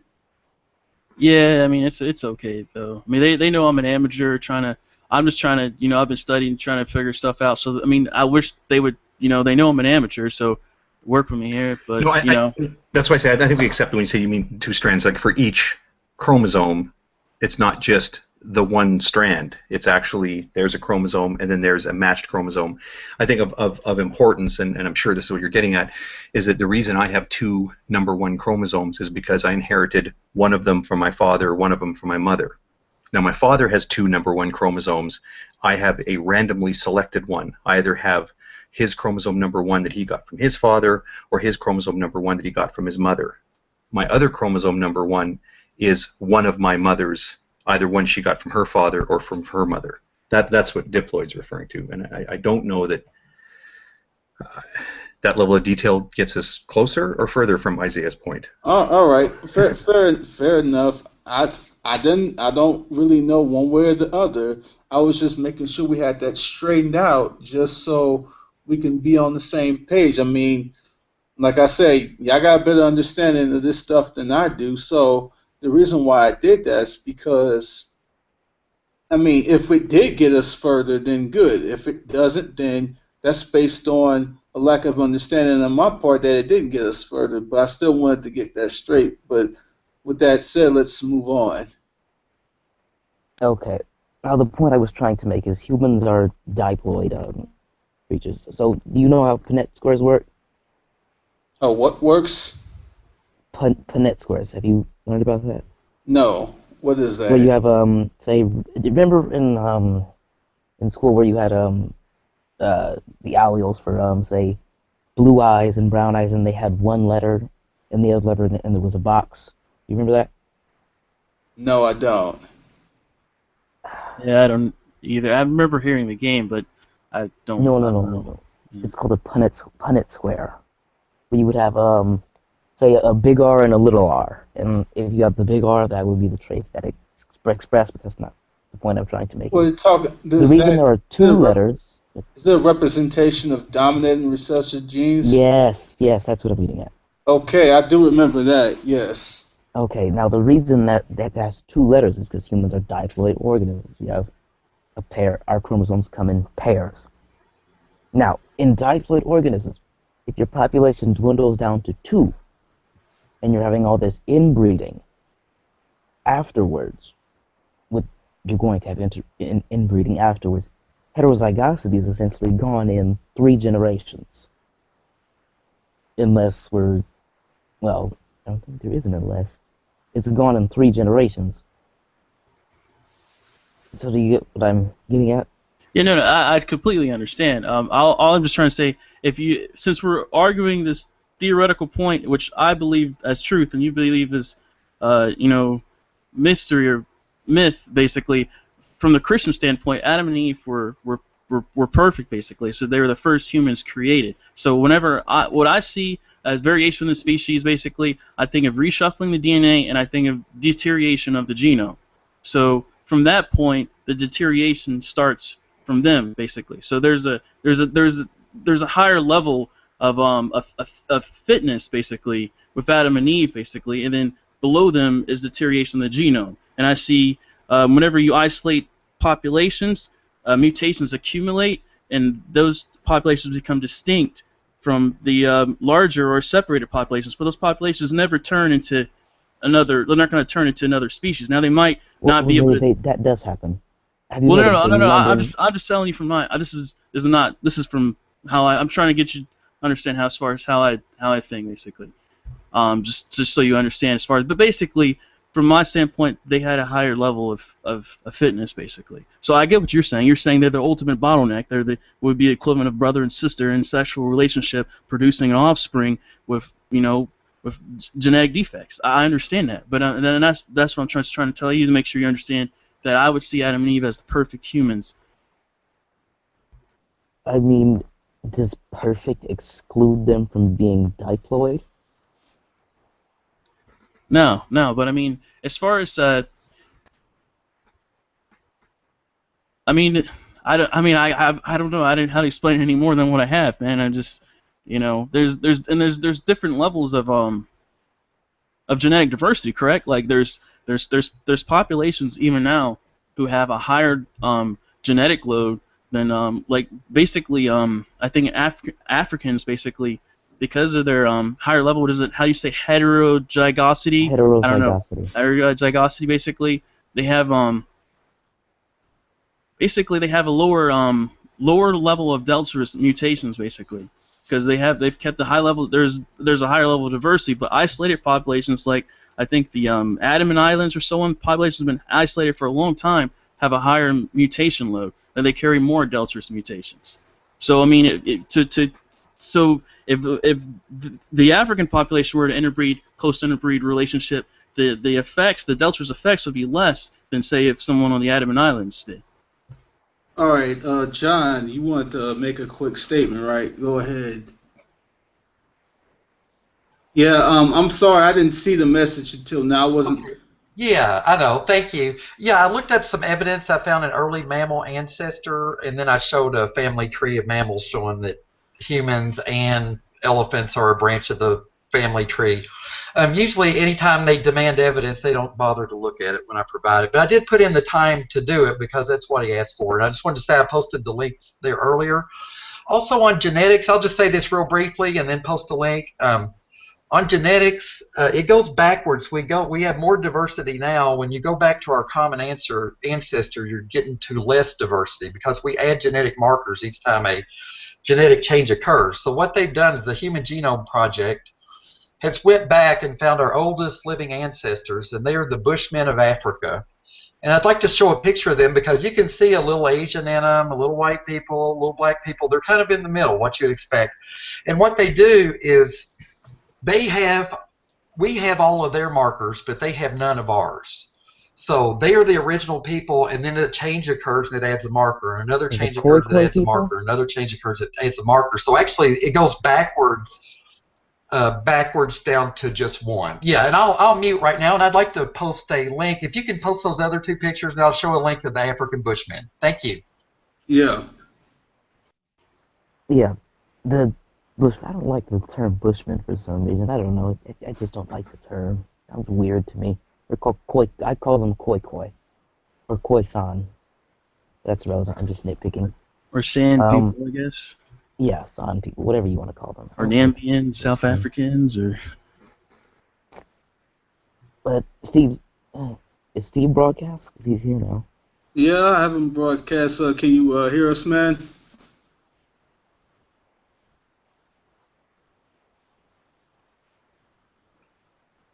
I know you said you couldn't talk very loud, but can you hear us at all, Steve?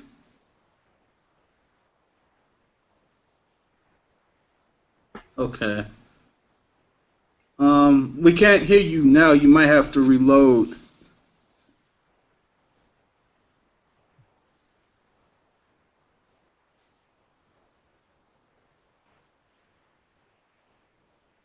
Okay.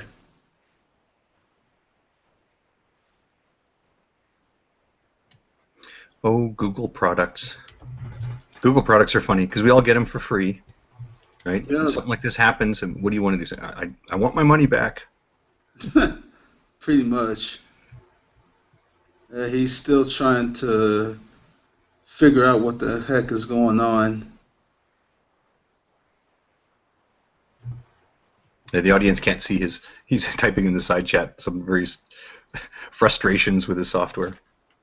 Okay, let's see. Who else do I want to invite in here?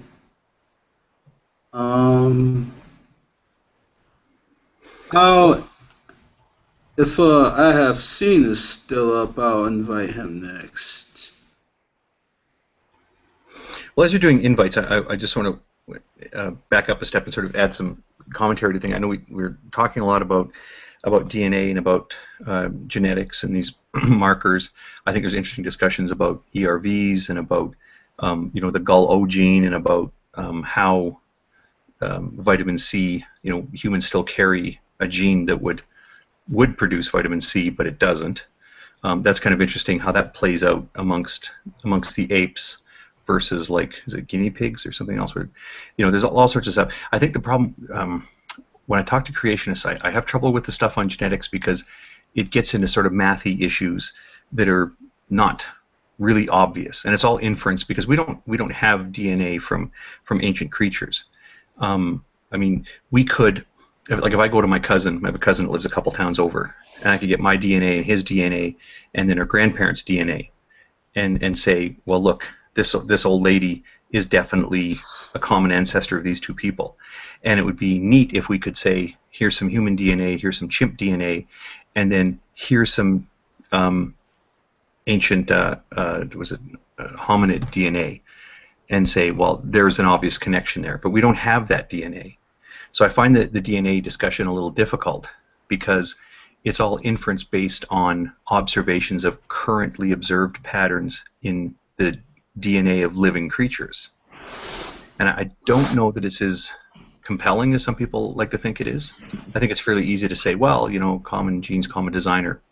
I think human chromosome 2, by the way, and the Gull-O gene, I think really throws a wrench into that. But just to set that aside for the moment, I just kind of want to repeat my point about how I think the things for somebody who's honestly seeking an understanding of why common ancestry is really a credible position, the thing to really look into is, do we have fossil evidence of some of these things? And like I say, I really like the example of cats and dogs having a common ancestor, because you can look at cats and their geographical distribution as you go down deeper in the layers, meaning backwards in time, and then do the same thing for the geographical distribution of dogs, and you see that they converge to the same place and to the same body form. There is fossils found of an identifiable common ancestor for cats and dogs. It's not merely that they have morphological similarities and genetic similarities, but you can actually go back and find the remnants of the bodies of the creatures, this very sort of special, generic-looking cat, dog, bear-looking thing. And that's the sort of evidence, I think, that when somebody's wondering, well, why are you guys convinced of common ancestry? That's the sort of evidence I think you should be asking for and seeking out. Well, here's what I want to do here. Whatever evidence is the most appropriate and pertinent for this context, just put it in there on the side, and I'll take a look at all of it. Whatever you give me, I'll check it all out. Okay, well, I don't want to interrupt your discussion on genetics, but yeah, I'll take that up. What I'll do, give me a few minutes to dig through some files here on the cat-dog common ancestry thing. Yeah. Okay, but it'll be a few minutes. So. Okay. I'll try to look up myocoids. Yeah. If you want to basal carnivorans. Yeah.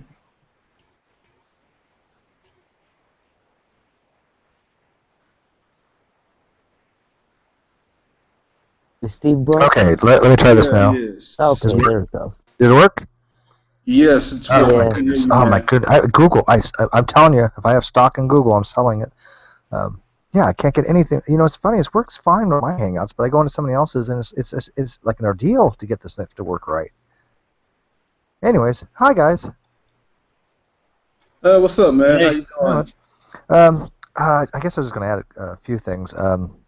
You know, Vecco was asking earlier. You know, he was talking about trying to get the common ancestor for elephants and humans, and I was thinking, you know, why don't we discuss the common ancestors that we do have? Because what this is a proof of concept, and I would say that if you start with the knowledge that speciation exists, because I think everybody here actually agreed speciation does occur. My question, you know, on the outside, which didn't get asked, was if you have speciation, how do you extract that from common descent? Because they're almost like coextensive properties. You cannot have one without the other because you have two daughter species, right, that are having common ancestry to an ancestral one. That's what common descent means. And then you can add a modification means, you know, things have been changed, homologies have been, you know, worked on by natural processes and changed a little bit. But the proof of concept is where you need to start. You need to start with, you have two species that are being produced and they have a common ancestry to the ancestral population, because that's what the heart of common descent is. That's what the theory is, that how you get modifications, how you have newer species being produced. And we have found, I mean, Isaiah mentioned earlier, and you guys just kind of glossed over it, we found Paralipithecus catalonicus, which was a fossil from about 13 million years ago, predicted. It is the common ancestor to all members of Hominidia, which is the great apes, and it was discovered in Spain a couple years back by some Spanish scientists after being predicted where to look, just like Tiktaalik. And as Hawkeye was saying, we knew where to look for these things because we can see where in the fossil record the convergence is going to be between later species and earlier species. And okay, we can see the fossil record from later, we can see it from earlier. Where is going to be find this last common one? And that's how they found it. But why don't we discuss the ones that we have found that do show that common ancestry does actually happen? Well, yeah, like I said, all I can do at this point is just kind of take whatever y'all want to put in the side chat here, and I'll take a look at it. That is a great example too. Actually, for as Antonio suggested, we can just got a link you can look at. If somebody can dig that one up, the Spanish find there from a couple of years ago. And yeah, we shouldn't have glossed over that point because that was a really good one. I mean, I think we were kind of reacting to Veckel's request, sort of oddly specific request for a common ancestor for humans and elephants. And I had said somewhat dismissively, like, well, it's going to be kind of hard to find one that's that far apart. The further back you go up the tree, meaning further back in time, we have fewer and fewer of those, very generalized animals. So you need to sort of, work with the ones that are easier to share in Google Hangouts. And that's why I sort of keep going back to the Myocoids or the Myocids, which were, and also I find the cat, dog, bear original creatures to be less contentious. I think it's a little bit upsetting to a creationist position. What happens if we could show you something that would convince you that cats, dogs, and bears have a common ancestor? These Myocoids, and you looked at it and you were convinced, and you said, "Oh, wait a minute! It turns out cats, dogs, and bears did have an ancient common ancestor. It kind of looks dog-like, it kind of looks cat-like, but doesn't really look either like a dog or a cat. But yeah, I see the evidence that this thing used to live in this geographical area, and then it split off into the caniform carnivores and the feliform carnivores, and those are the basal groups for all modern cats and all modern dogs." What would that do? Like, if we could convince you that there was a common ancestor to cats and dogs, would that... Well, it's two questions. Would that unseat your creationism? Would you then conclude, well, I guess there's common ancestry for everything? And then secondly, would that erase your faith in God? I would think the answer to the second question is no, but what would that do? Let's say we could convince you that cats and dogs have a common ancestor.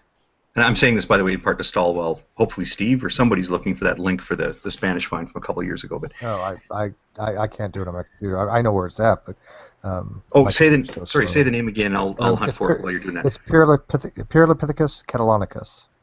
Jeez. P-E...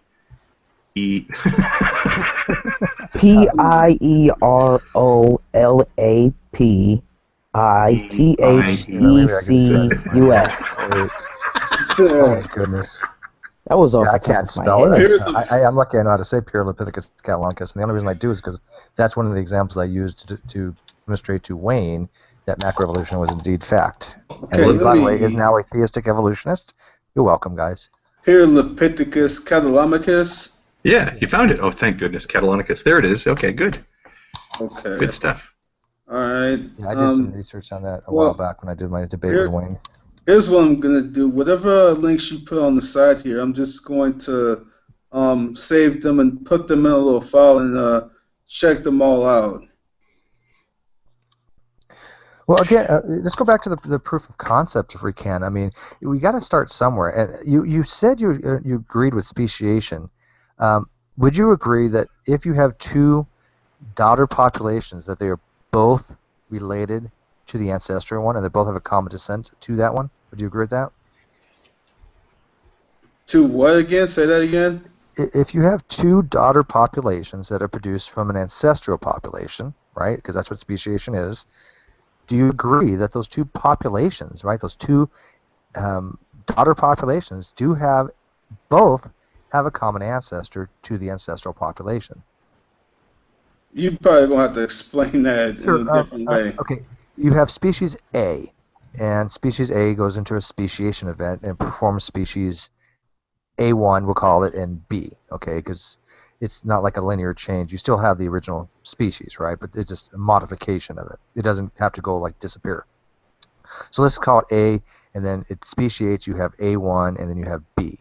Those two daughter populations, A and B, you can trace them back and see they came from a common population, right? A speciation event is two populations coming from one population, right? Okay, if that's the definition, I guess so. Yeah, that's what a speciation event is. You have one population, and numerous mechanisms can do this, but to keep it simple, it just forms two populations. So they have a common ancestry. That's the proof of concept, and then you just keep applying that each step by step. Now the ones for elephant and human, I mean, that goes back to like 105 million years ago. That's going to be much more difficult to find than something of only 13 million years ago, such as Pyrlopithecus catalonicus, or the one that's for dogs and cats is 55 million years ago. But we did find that one. We do have fossils for that. We do know which one that is. Unfortunately, it's so hard for me to pronounce this. It's ridiculous. It's called Dormilaxion laturi. You know, it is found. It's a carnivora. It is related to cats, dogs, bears, and weasels, and it was found in Belgium. And I'll find you the article. I have it here. So hang on. Let me post this in the side chat, and you can look at it later. So we do that fossil. We do know that is a common ancestor, and the way we determine that is because we look at the features it has and where it was found in the fossil record. It has to have something called cladistics. Is really simple idea-wise. Is that you can show certain groups have certain unique character combinations. In other words, you're never going to find like a mammal that has like I don't know what's a good example of a mammal that we don't have. We can't. I'm trying to think. What would we? Six-legged. Six-legged mammal. There you go. Well, we don't have antennae. I don't know of any mammals with antennae. Feathered wings. Yeah. Yeah. So these would be a unique character combination that we can show. Okay, this fossil we had, this basal thing that was to bear and weasels and all this other stuff, it would look like this. It would have this kind of character combinations. We would not expect it to be able to have like feathers or I don't know, whatever. I'm just trying to think of something that's like I said, mammals don't really have, but yeah, it wouldn't have feathers, right? It may lay eggs because some of the mammals do lay eggs, very few, but some of the monotremes do. But this right here is exactly what you asked for as far as what a common descent would be for something that is basal to cats and dogs. Yeah, actually, if I can pause on that for a second too, I just want to touch on another point I made earlier. This image, and then I think there was another one. Let me find it here. this fellow here off in the corner. I wonder if I can get a bigger shot of it. This one, this has been shown in Hangouts before too. That's very cartoonish looking. That's on the Wikipedia page. But let's go to the one that Steve linked. This image, it's a much better looking drawing. One of the things to watch for if you're discussing this with people, and I know I'm gonna do it by name too. I know Nephilim Free quite often will look at something like this and say, well, that's a cartoon. You know, they want us to believe that cats and dogs had a common ancestor, and they just drew one up and said, oh, look, here's a cartoon. Look, that's the common ancestor. And plausibly it would be. If you notice, it's got all the elements that are sort of generic body plan of either a dog or a cat. The tail is extremely long, but these are animals that lived in trees. But the way that they plant their feet, they don't put the heel down, the sort of pointy ears, the pointy nose, the fangs, like all that stuff. And you can say, well, yeah, this is like a generic, it's not really a dog looking, it's kind of dog looking, but it's got all the generic traits of the most generic dog you've ever seen, and all the generic traits of the most generic bear or cat. And the view here is that this thing split into groups, two groups that then specialized into the caniform carnivores and the feliform carnivores. But just the point I want to make clear about this is if you're ever talking to somebody and they say, like, here's something we can share in a Google Hangout, and say, hey, look at this article, is that cats and dogs had a common ancestor, and here it is. This is an online news service. This is not to be taken as a scientific article. But some dishonest people will look at this and then say, well, that's a cartoon. You guys believe in evolution, so you drew this cartoon, and now you believe in evolution because you drew a cartoon. That's dishonest. Because remember, this cartoon is a representation of multiple fossil finds. Yeah, that's what they don't mention that. I mean, in the article they do that it is based upon actual fossil finds. It is obviously an artist's rendition. This is an animal that's no longer extant. It is an extinct species. It doesn't have to be. That's the funniest thing. A lot of people think that. I run into a lot of creationists that think that these species have to be extinct if they're some kind of common ancestry, and that's not necessarily the case. It usually is, but it's not required because, as Zach keeps on saying, it's not a linear morphological change for evolution. It's not like so you have a population that just poofs and becomes population B. It's just this is a common ancestor. It could actually still be theoretically extant, but it's not. Now, and of course, that's why we never see one. Go ahead. Sorry. When you say common ancestor, I mean, is it based on DNA, or would they just look at the features, or how do they figure that out? And it was based on how basal the form is. It's basically a generic. It's generic. It doesn't look like a dog or a cat. All right. It doesn't have the auditory bullae, which separates your Phalloidians and your Conodians. It doesn't have that. Yeah, so they didn't do a genetic analysis of it. So No. they just kind of look at it and say, looks like okay, looks all right. But and do you know if they have like how complete the skeleton fossil of it is, or? Well, hang on a second. There's a lot of them. That's a good question, but can I interject real quick?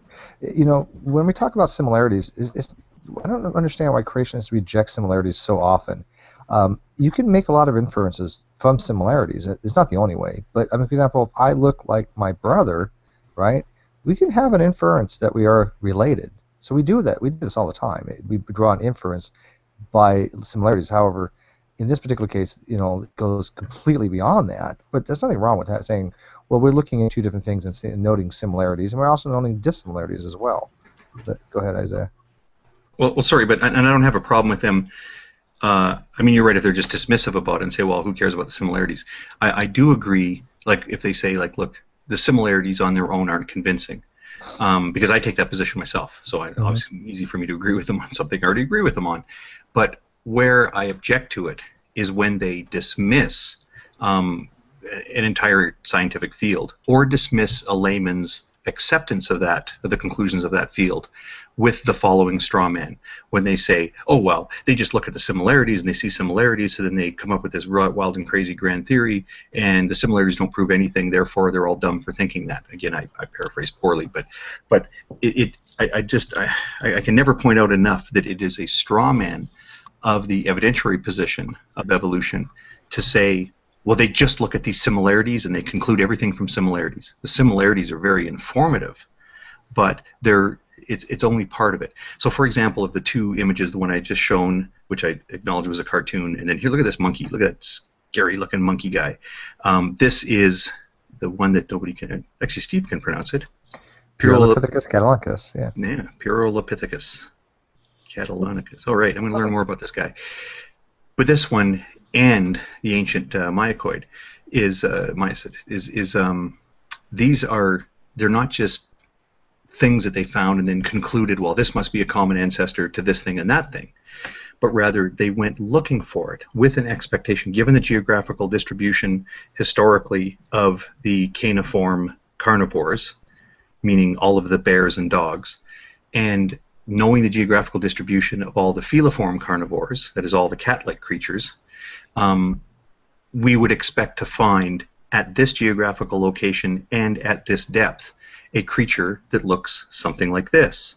Well, they go to that geographical location, they go to that depth, and they find this creature, which is precisely what you would expect in all of the details, including the arrangement of ear canals, the ear openings in the skull, and then the same thing going back to Pyrrholopithecus.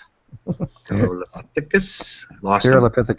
I lost my Pyrrholopithecus. Yeah. But going back to that one, it's the same thing. They have a prediction about where it is, and if they found this thing, and it turned out it had, 2 arms and 4 legs, or they found, say for example, they found 2 upper arm bones and only 1 lower arm bone, whereas every other ape you ever found always has 1 upper arm bone and 2 lower arm bones. I mean, in each arm, of course. They would be shocked.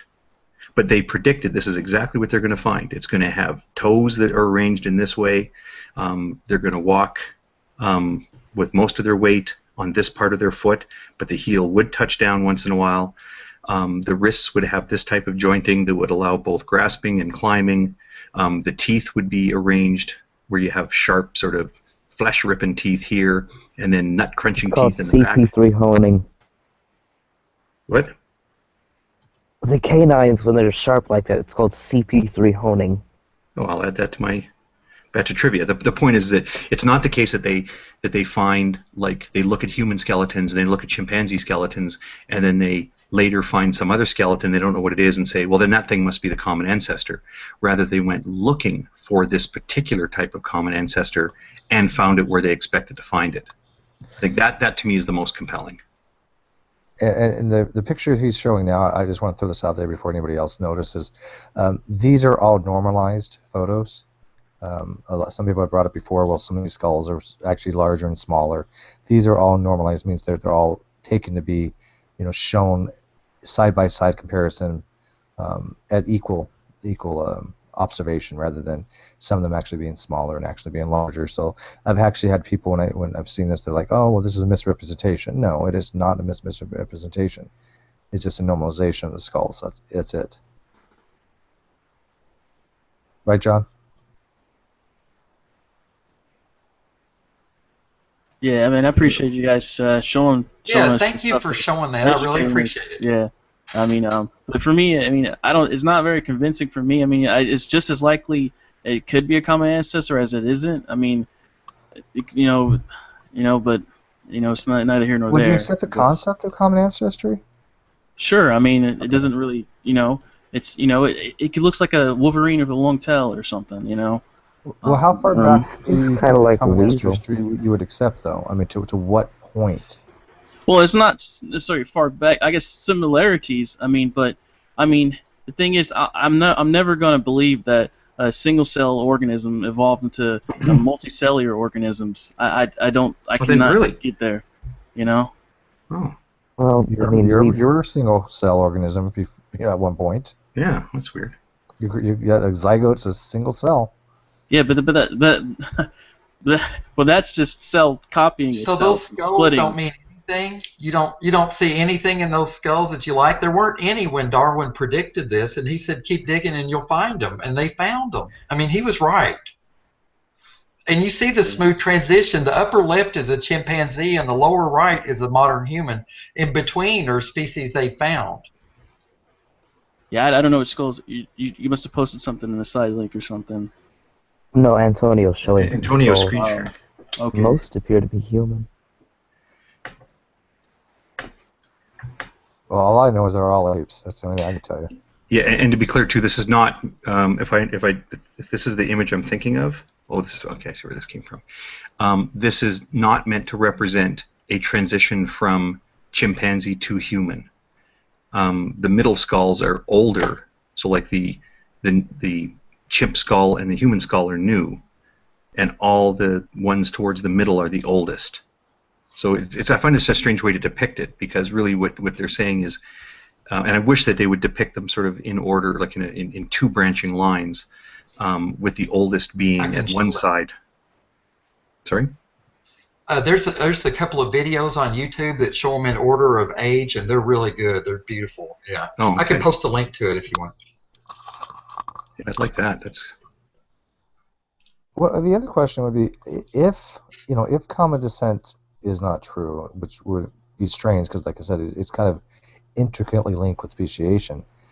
What would account for the amount of diversity we have currently, the amount of extant species, which is only a fraction of the actual species out there? I mean, I think there's like 8.7 million extant known species, but that's only like 98 or 99, or excuse me, like 1 or 2% of the 98, 99% that's actually out there. It's very small. There's much more many species out there that we do not know than we know. Well, I mean, I'm going to answer for them. Does baraminology, I think, covers a lot of ground, and that is, if you take everything, okay, what you guys call an evolutionist, if you take everything that an evolutionist believes, that is the whole idea of common ancestry and there being a tree of life, and just say, well, instead of it being like one really, really big, bushy, multiply branching tree, we've got one tree where at its trunk is the original dog kind, and another tree where at its trunk is the original cat kind, and another tree where at its trunk is the original, I don't know, bird of prey kind.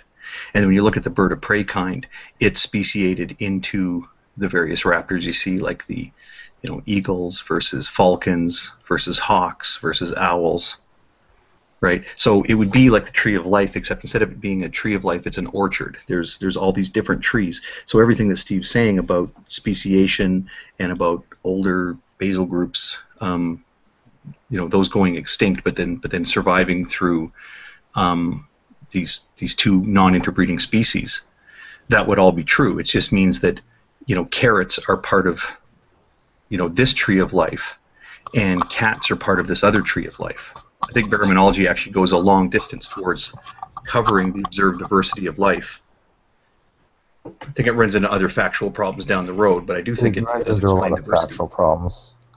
I mean, you're talking about little snippets of branches on the phylogeny, and if you look at baraminology as they do as for like the individual kinds, so you have this kind, you have that kind, the amount of speciation rates required to account for the biodiversity would be more than hyperspeciation.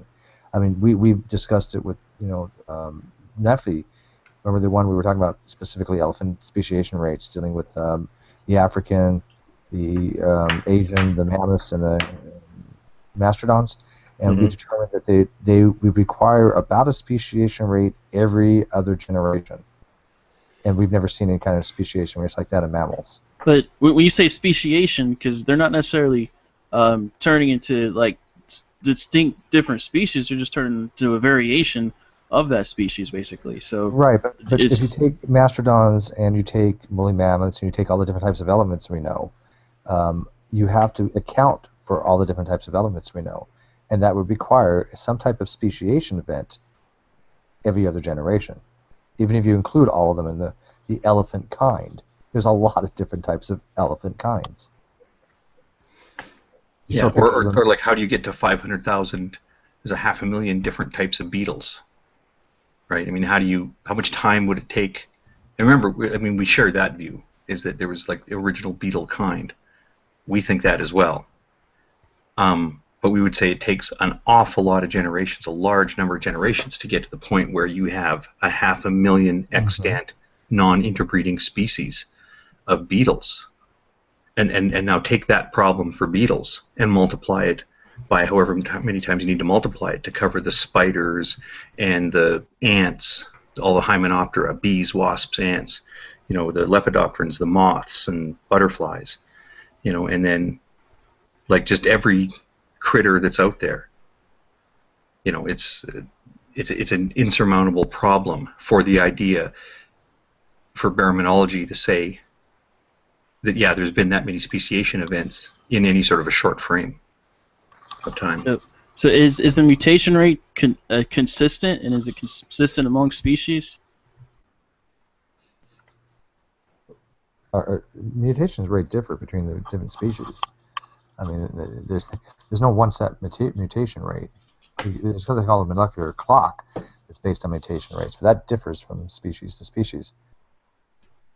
But I mean, it wasn't too long ago. Jade had had a really interesting paper on what is it? Oh my goodness, it's Lepidoptera. Is that how you pronounce the moths?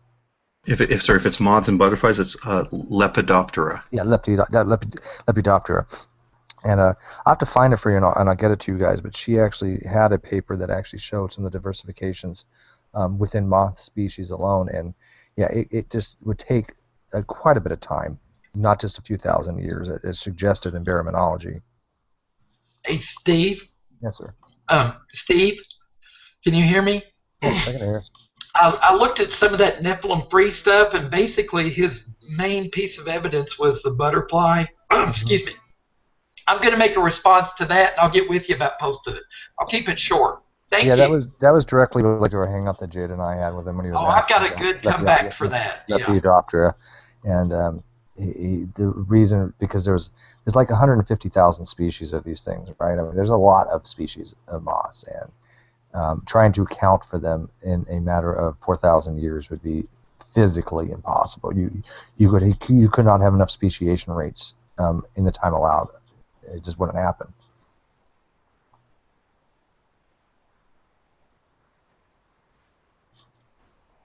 Yeah, I mean, I really can't speak to it because I'm not knowledgeable on that, so I have to take your word for it.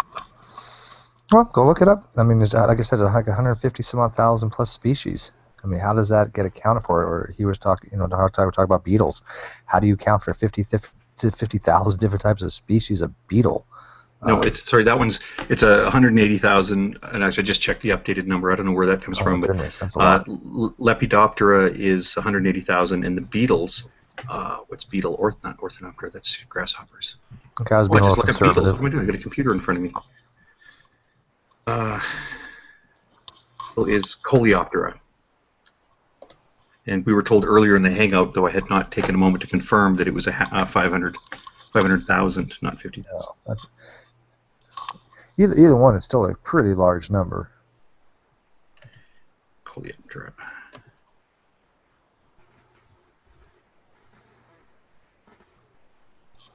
But I have to say, I'm liking that we're actually differentiating between evolution and common descent. I think that's awesome because they do get conflated often, and when people ask for evidence of evolution, I know they're asking for evidence of common descent, but they're not being specific enough, so you have to kind of qualify that a little bit.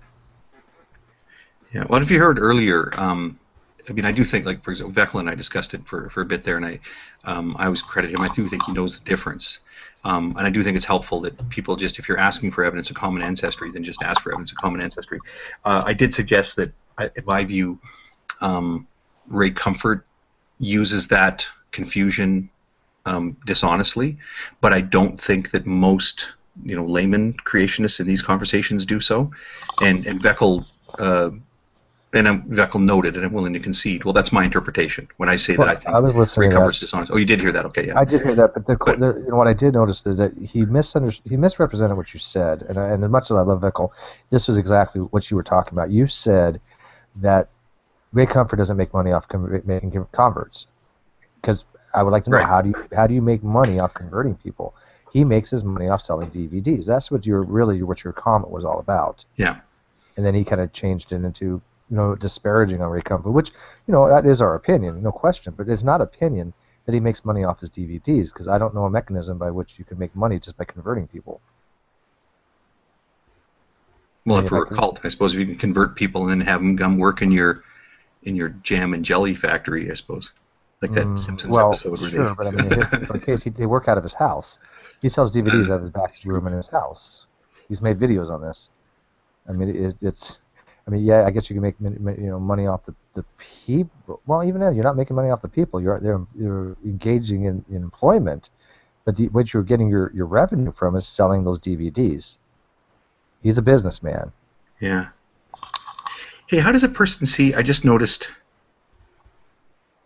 I have seen. I've seen and believe. Oh, so okay. I've seen so I believe. He says, Antonio, check out my comment in the exterior chat directed towards Hogtie. But isn't that where he typed that? Isn't that what we call the exterior chat? There's the live feed, the exterior chat, and the internal chat. Oh, he probably means the live feed. I haven't. I'm sorry. To anyone who's watching, I have not been following the live feed. Like we got for people who do Hangouts or don't do Hangouts. It's a lot to juggle sometimes. Like, and we're sort of at the same time dealing with. Like Antonio runs kind of a tight ship here. He's asking for evidence and links and whatnot. So. Oh, I like Antonio's Hangouts. I think. Oh, I know. Well, he's cracking the whip. I don't mind. That's the way it should be. Yeah, no point you're calling each other names like. But it just means that I have multiple windows open, and I'm really not sort of watching to see if people are trying to contact me through the live chat. Yeah,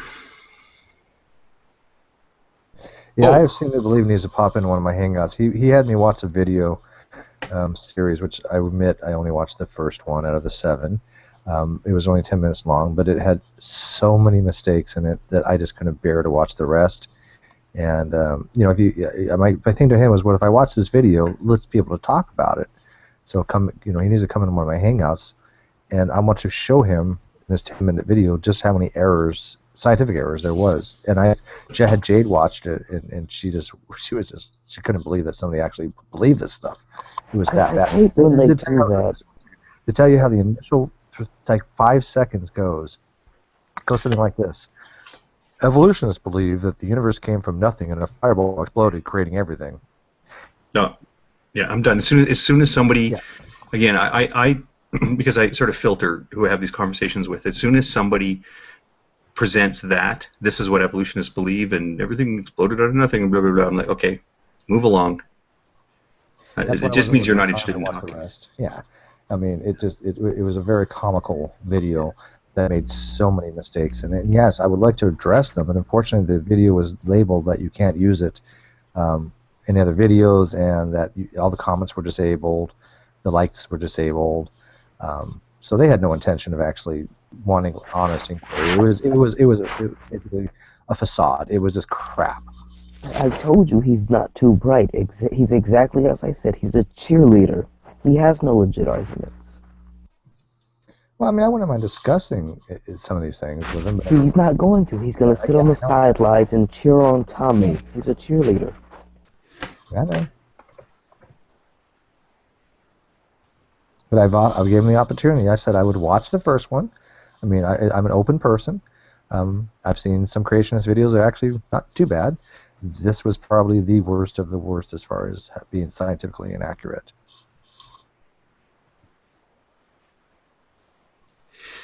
Because I'm seeing what's going on here in what you call the external chat. I think he means the YouTube live chat, which is a slightly different feature. Was it? So I have seen, so I believe. That was a different question. Sorry, Scorpio had asked about the names of the cat dog thing, the cat bear dog thing I'm talking about. Isaiah beat me to pasting in the name here. It's Myacoid. And then Scorpio himself found the Dormilocion latori. So, and then what's the other? You say Dormilocion, but you can't say Paralopithecus. What? Paralopithecus. I'll practice it.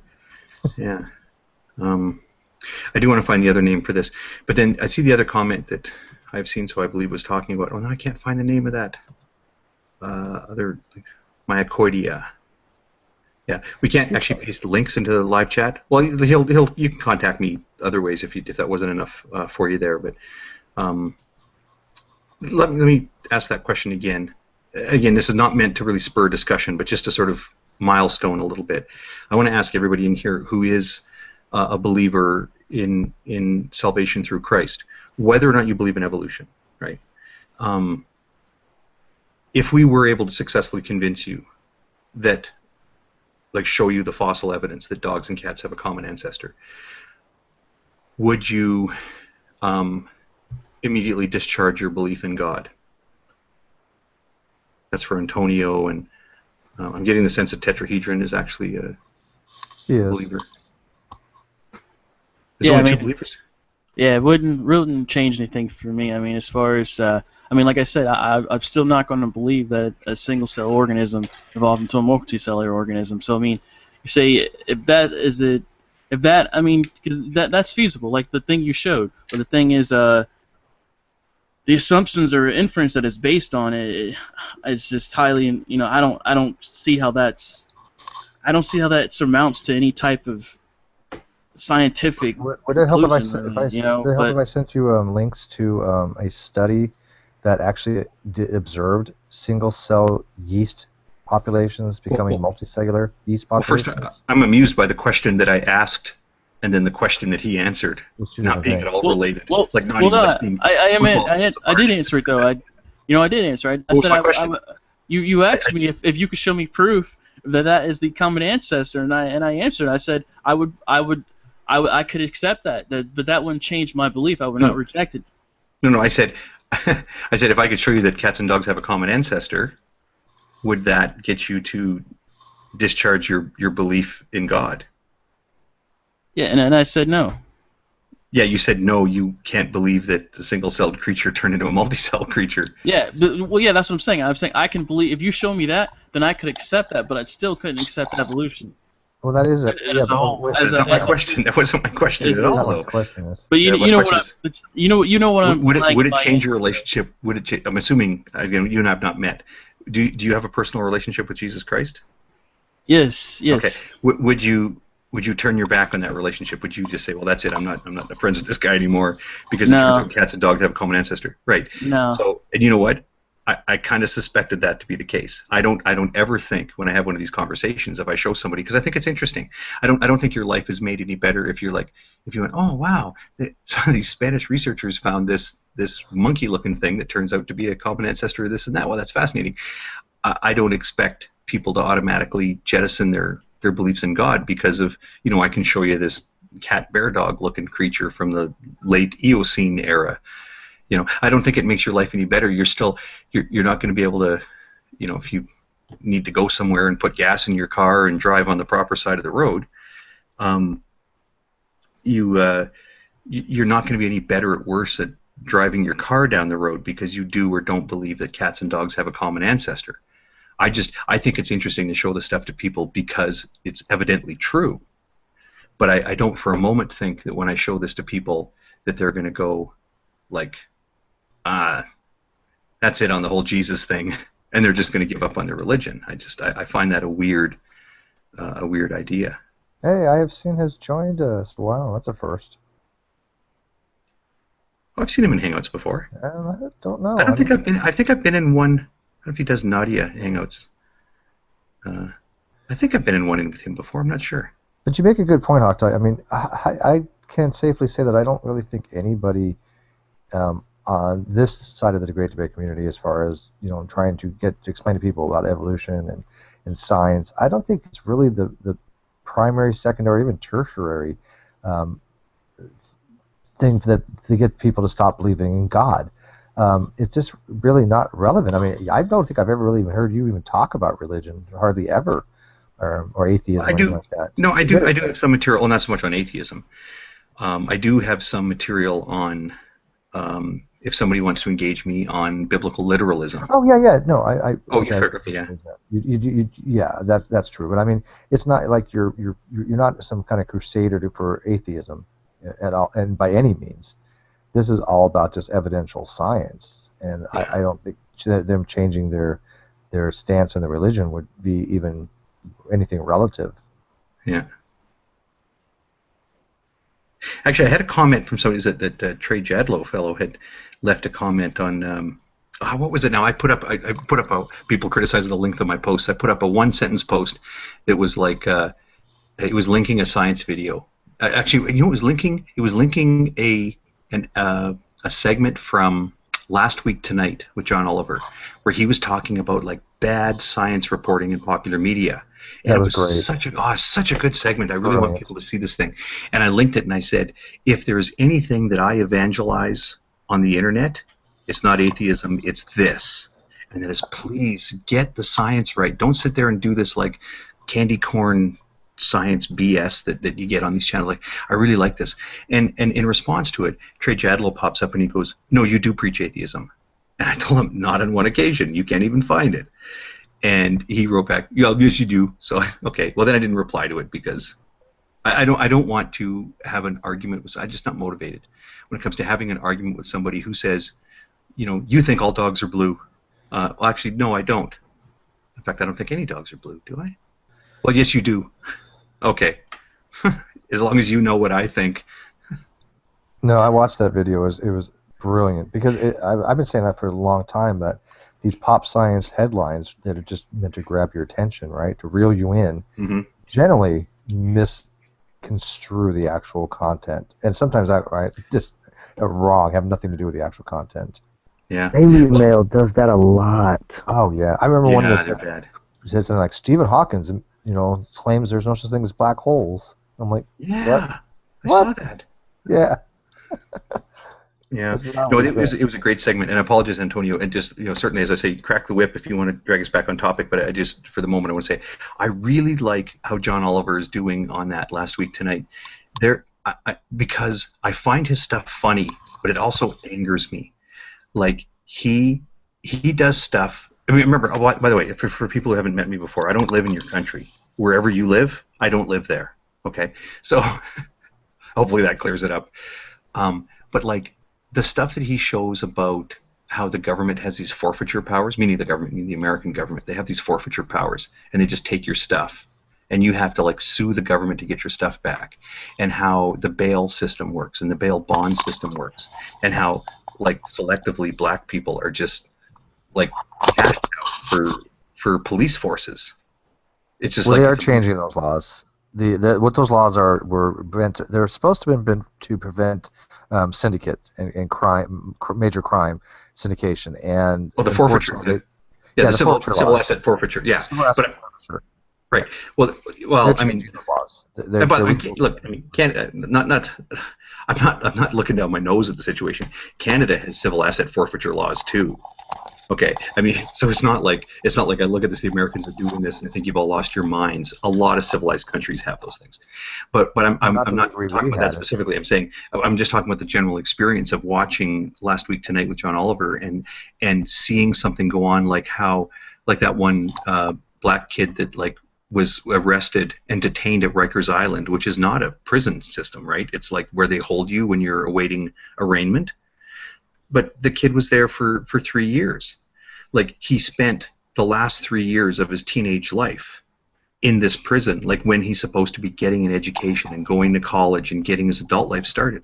Instead, then they finally, you know, the month before he was to go to trial for something, they went, oh, I guess there's not enough evidence. And he was arrested because he was carrying a backpack.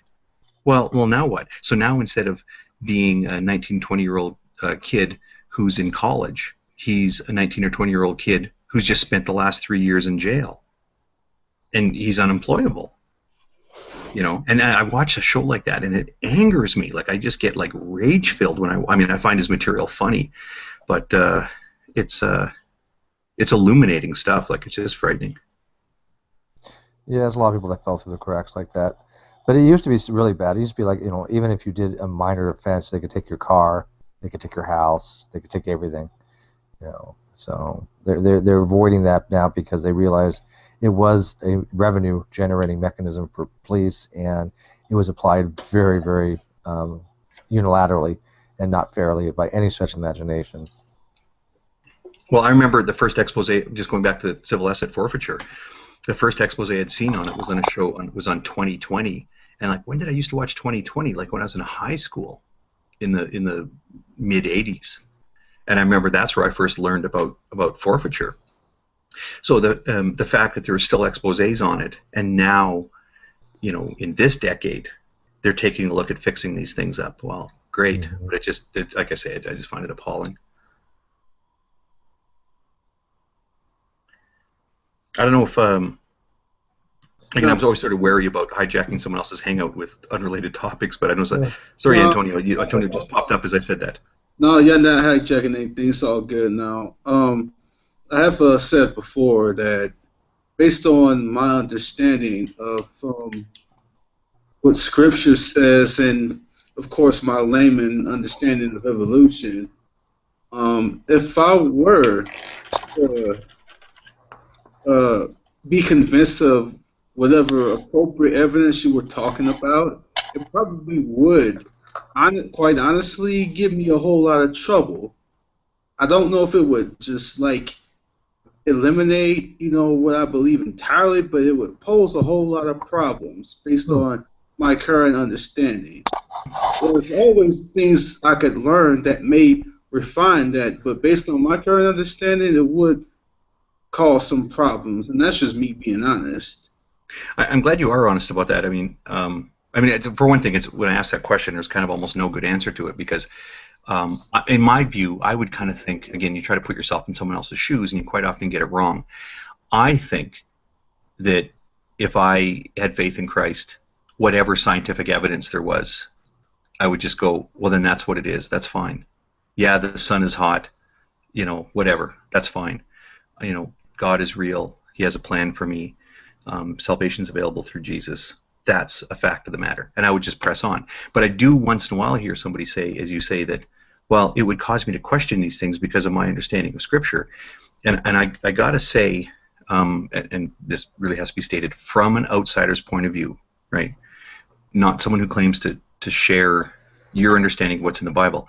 I got to say, to me, that's a big failing of evangelical creationism. I think if you raise a generation of people to have all of these ideas wrapped up together in this gnarly ball of twine, that God has a plan for you, God is your creator, God has a plan for you, Jesus is your savior, and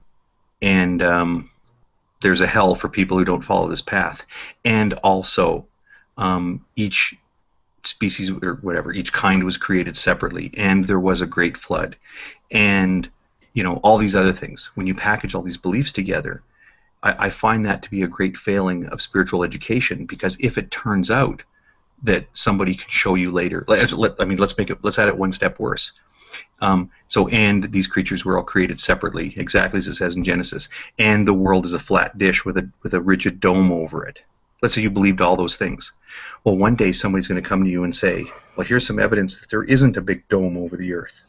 And in fact, it's a ball that spins and rotates around the sun. I personally, for the record, do not hold to a flat earth. I know. That's why I added it on because I'm trying to show you sort of the different perspectives, that there are some people who do believe all that stuff, and then what happens if you ever undo their flat earth thing? Well, then they get to your position. Well, no, the earth is round, but common ancestry isn't true. Well, not even flat Earth, but look at geocentrism. I mean, the back then, 400 or 500 years ago, whatever it was, they had a hard time incorporating that. Some of these people, even though the learned, the scientists, the experts, even some of the philosophers knew that the Earth, revolved around the sun, and the Earth was not the center of the universe. To the layperson, it was very difficult for them to accept, and I'm sure a lot of them lost faith as the time progressed. You say when you wrap these things all together. That's a very honest question to ask, but it cuts both ways too. You gotta consider the implications. If one was to be convinced of intelligent design, you got to consider the implications inversely in that sense as well. That's a good point, and I've actually had to think that through. I think in the last year I've been more encouraged to think that issue through. You'll find I'm actually not as hard of a sell on intelligent design as you might think. If you were to tell me, if you were to say, look, Hogtie, just look at the majesty of it. Look at how your hands work. Look at how your blood works. Look at how reproduction, society, look at the trees, look at all those things, and just tell me that there's no designer. I would have to say it is pretty amazing. If you tell me that this whole system, as it has diversified and evolved, is amazing and has a creator, a designer, I could say, yeah, I wouldn't even know how to disprove that, and I'm really tempted to believe that's the case. But if you're to tell me, well, there's a designer who separately and individually created all these things, I'm going to be a hard sell then, because that goes against the evidence. And I think the problem too is that with intelligent design is they're trying to advocate it as a formalization. As you said, if from just a natural philosophy type of point of view, and you look at the majesty as everything, you look at some things like the golden ratio, and you look at like the Fibonacci sequence, and you look at all even the Mandelbrot set, and go, man, you know what? Yeah, you know what? I could be convinced that there might be a deity, given certain maybe decent arguments, okay?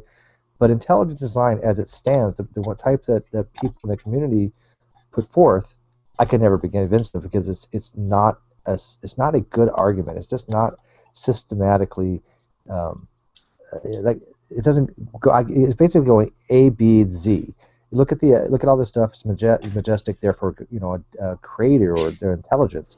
There's nothing in between there. There's no framework for anything. I don't see anything substantive about the intelligent design as it stands now. Does that make sense? Someday. Okay. Guess I have seen what address Hawkeye's question.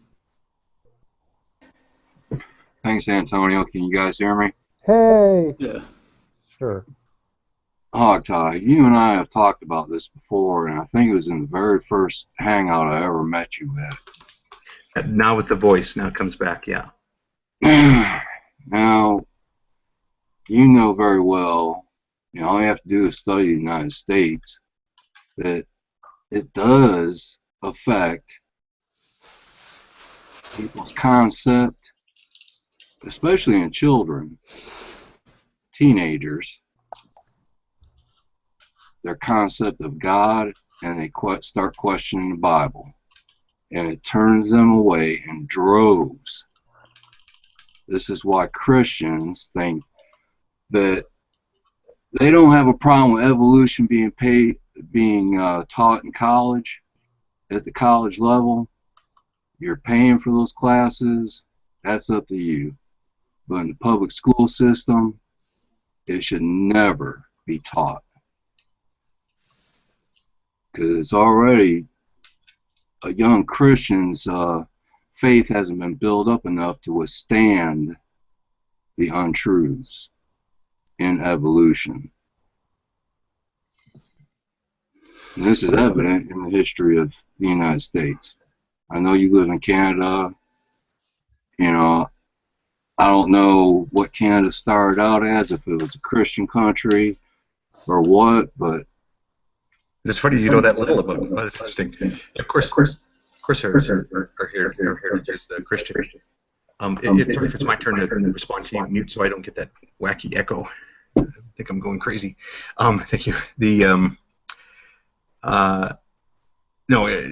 Canada's roots are strongly Christian in their population. I mean, we intentionally formed a secular government to avoid persecution of one faith over another.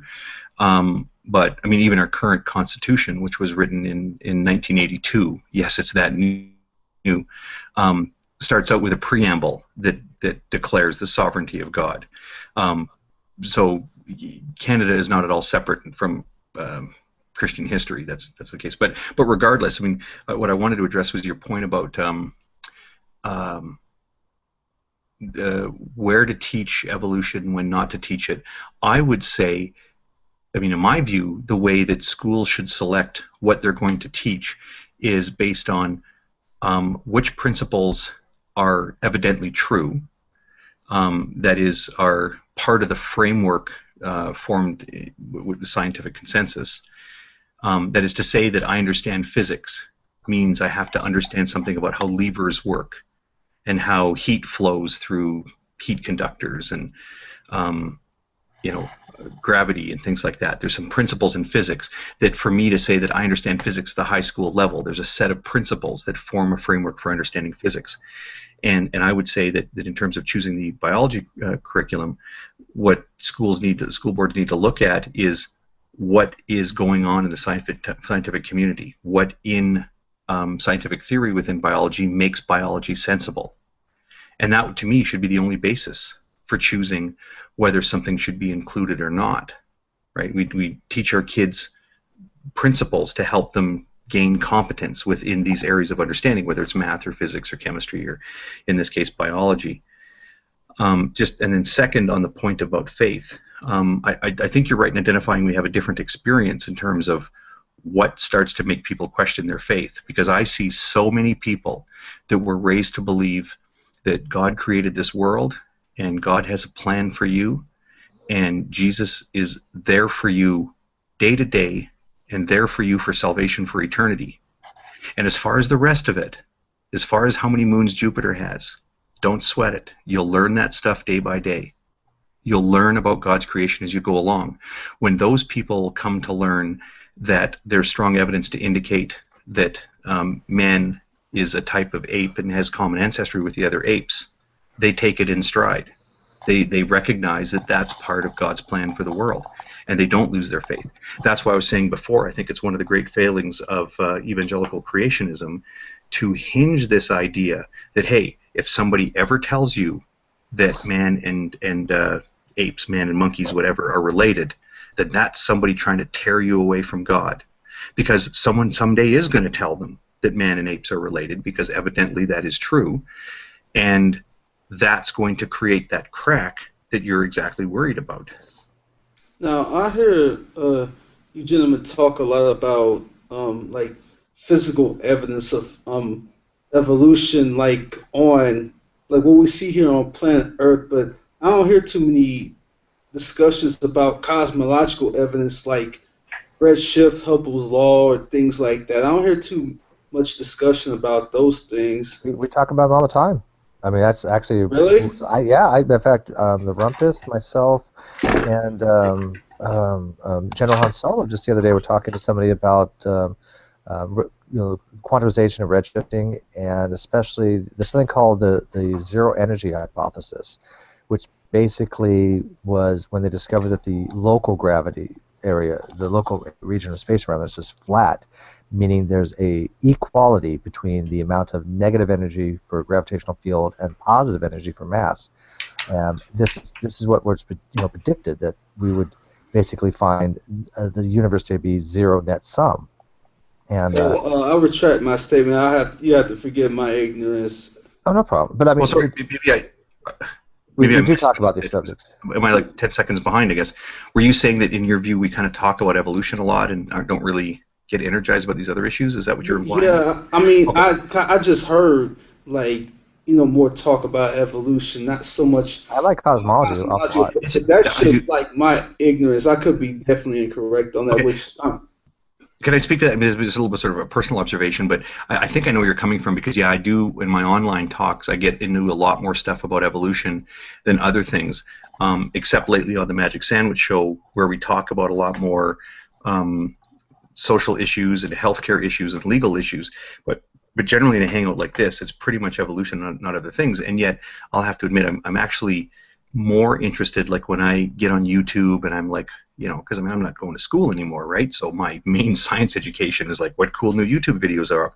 I'm really interested in cosmology. Black holes fascinate the hell out of me. Like, wow, black holes, that's amazing. And then I think one other thing that fascinates me, but I'm frustrated by it, is like quantum theory stuff, quantum mechanics stuff. But I don't get it. I just like, I sort of, they say, oh, these other rules don't apply. Okay, well then give me some rules to explain it, because I don't really get it. But I'm more fascinated about those things. But when it comes in, and then lately, a little bit sort of more local cosmology, like how the Earth works, the Earth-Moon system, how it works. But only because lately, if you look at what kind of hangouts, if I'm going to have a conversation with somebody, if we're going to have a chat like this, what are we going to talk about? The only thing that we as a group ever want to talk about is evolution, sometimes abiogenesis, and then recently, flat Earth, although that's tapering off. But I mean, I would love to have a really profound discussion about quantum stuff or black holes. Like, that stuff fascinates me. I would too. well, let's talk about it. What do y'all know? Have you guys ever spoken with Scorpio about? Oh, yes. Yes. Scorpio is actually an advocate of the electric universe. So what do you think about that, Steve? I looked into that about 20 years ago. That was a model based upon a guy named Emanuel Velikovsky, He wrote a book called Worlds in Collision a long time ago that's pretty popular, and he basically based it upon the writings of a guy named Zachariah Stitchin. And what this model was based upon polarities of anodes and cathodes of a plasma. Basically, like the moon would be an anode, the Earth would be the cathode, and there'd be electric discharges between them, and that would produce like the craters on the moon. There's a lot of problems with that model. One of which mainly is we've actually just recently discovered neutrinos from the sun that verified the model we have for the fusion-fusion reaction that goes on inside there. Okay, it's a multi-step, 4-cycle fusion reaction. And we've had predicted that certain photons would be found to have certain energy levels based upon these reactions. Well, we found them. And the model for the electric universe states that the sun is basically held up by electromagnetic forces, not gravitational and fusion. Basically, there's a balance between the amount of fusion reaction going on and the own gravitational weight of the sun. It's a balancing act, right? And that's what happens when the star goes like through a black hole. It loses that battle. Basically, gravity overcomes the forces because there's not enough fusion going on anymore. So yeah, I looked at that model about 20 years ago. I know they've tried to fund something called the Sapphire Project. They've never produced a single result that I'm aware of. So you still haven't looked at that yet, eh, Steve? I did look at it a little bit more. I told you I would. I still couldn't find anything that has changed or any kind of methodology that they used that disproved anything. So yeah, I don't know why they're still really promoting that model when there's just no possible way that model's valid. So Scorpio, how would you respond to that? Well, as I said, I wish you would look into at least some of the newer stuffs where I'm trying to remember the names of the specific people. I'm really not feeling the best right now, so I'm. I used to know some of their names. Yeah, I think Michael Claridge did the last clip that I was watching on YouTube from the EU 2015 conference. And he was discussing some of the things that were going on in there. At least I think it was him, because they put out 3 of them in the last couple of months, discussing various aspects of the Sapphire project itself. But like I said, what I find interesting is, okay, so you have the experiment going on. Basically, it's a small version of Birkeland's Torella experiment. And they're getting much more specific data collection, though. Plasma temperatures, like I said, Well, we know Birkeland currents exist. That's never been in dispute, and we know exactly. plasmas do have, eddies that exist in them and stuff like that. But the model that you're positing, the whole model that came from EU, was literally a way to describe how the sun maintains its energy and how the pitting of the moon became scarred, and that actually a Venus literally came out of Jupiter. It was actually a comet, they called it, that came out of Jupiter. We know those things are not true now. They've changed the theory since the 50s. And so when you have to keep changing the theory like that, it's kind of gotten to the point where there's just nothing substantive about it. Because again, we've just discovered photons that have the exact energy level that we were expecting based upon the predictions for the types of fusions that we thought were going on inside the interior of the sun. You can't just ignore that and go, oh well, okay, we found the photons at the right energy levels, but we're going to still posit this electromagnetic model. Oh, well, it has to do with. I think the disagreement there has to do with the source as to exactly where the fusion is occurring. There was a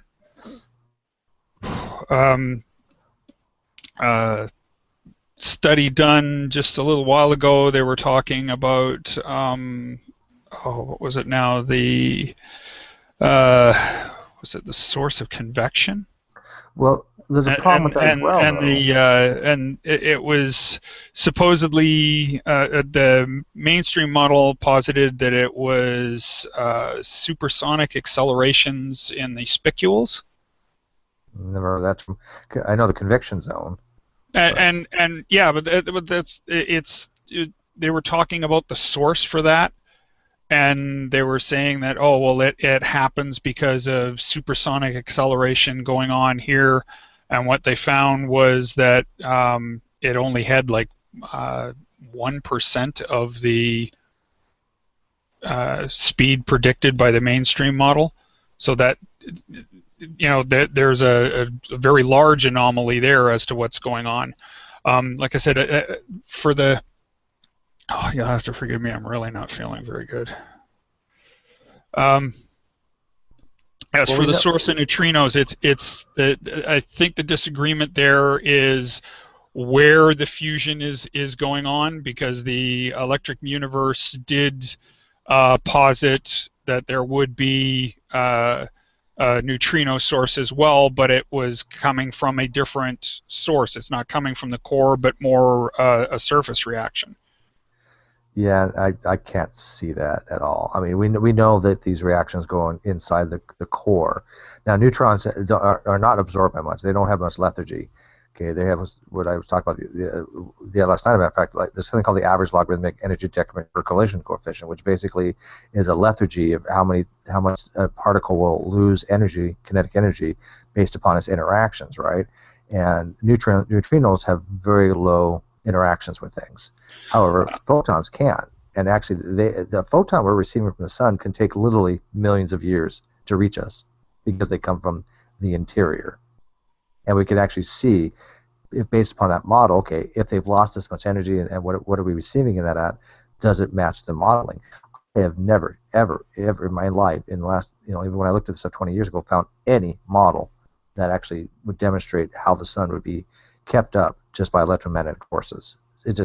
I think the SAPPHIRE program is just a way to make money, because I looked into it just recently and I found nothing that they produced. Nothing. I mean, just they keep putting stuff out to people like, okay, look at all this technical stuff. But when you look into it, I found no studies.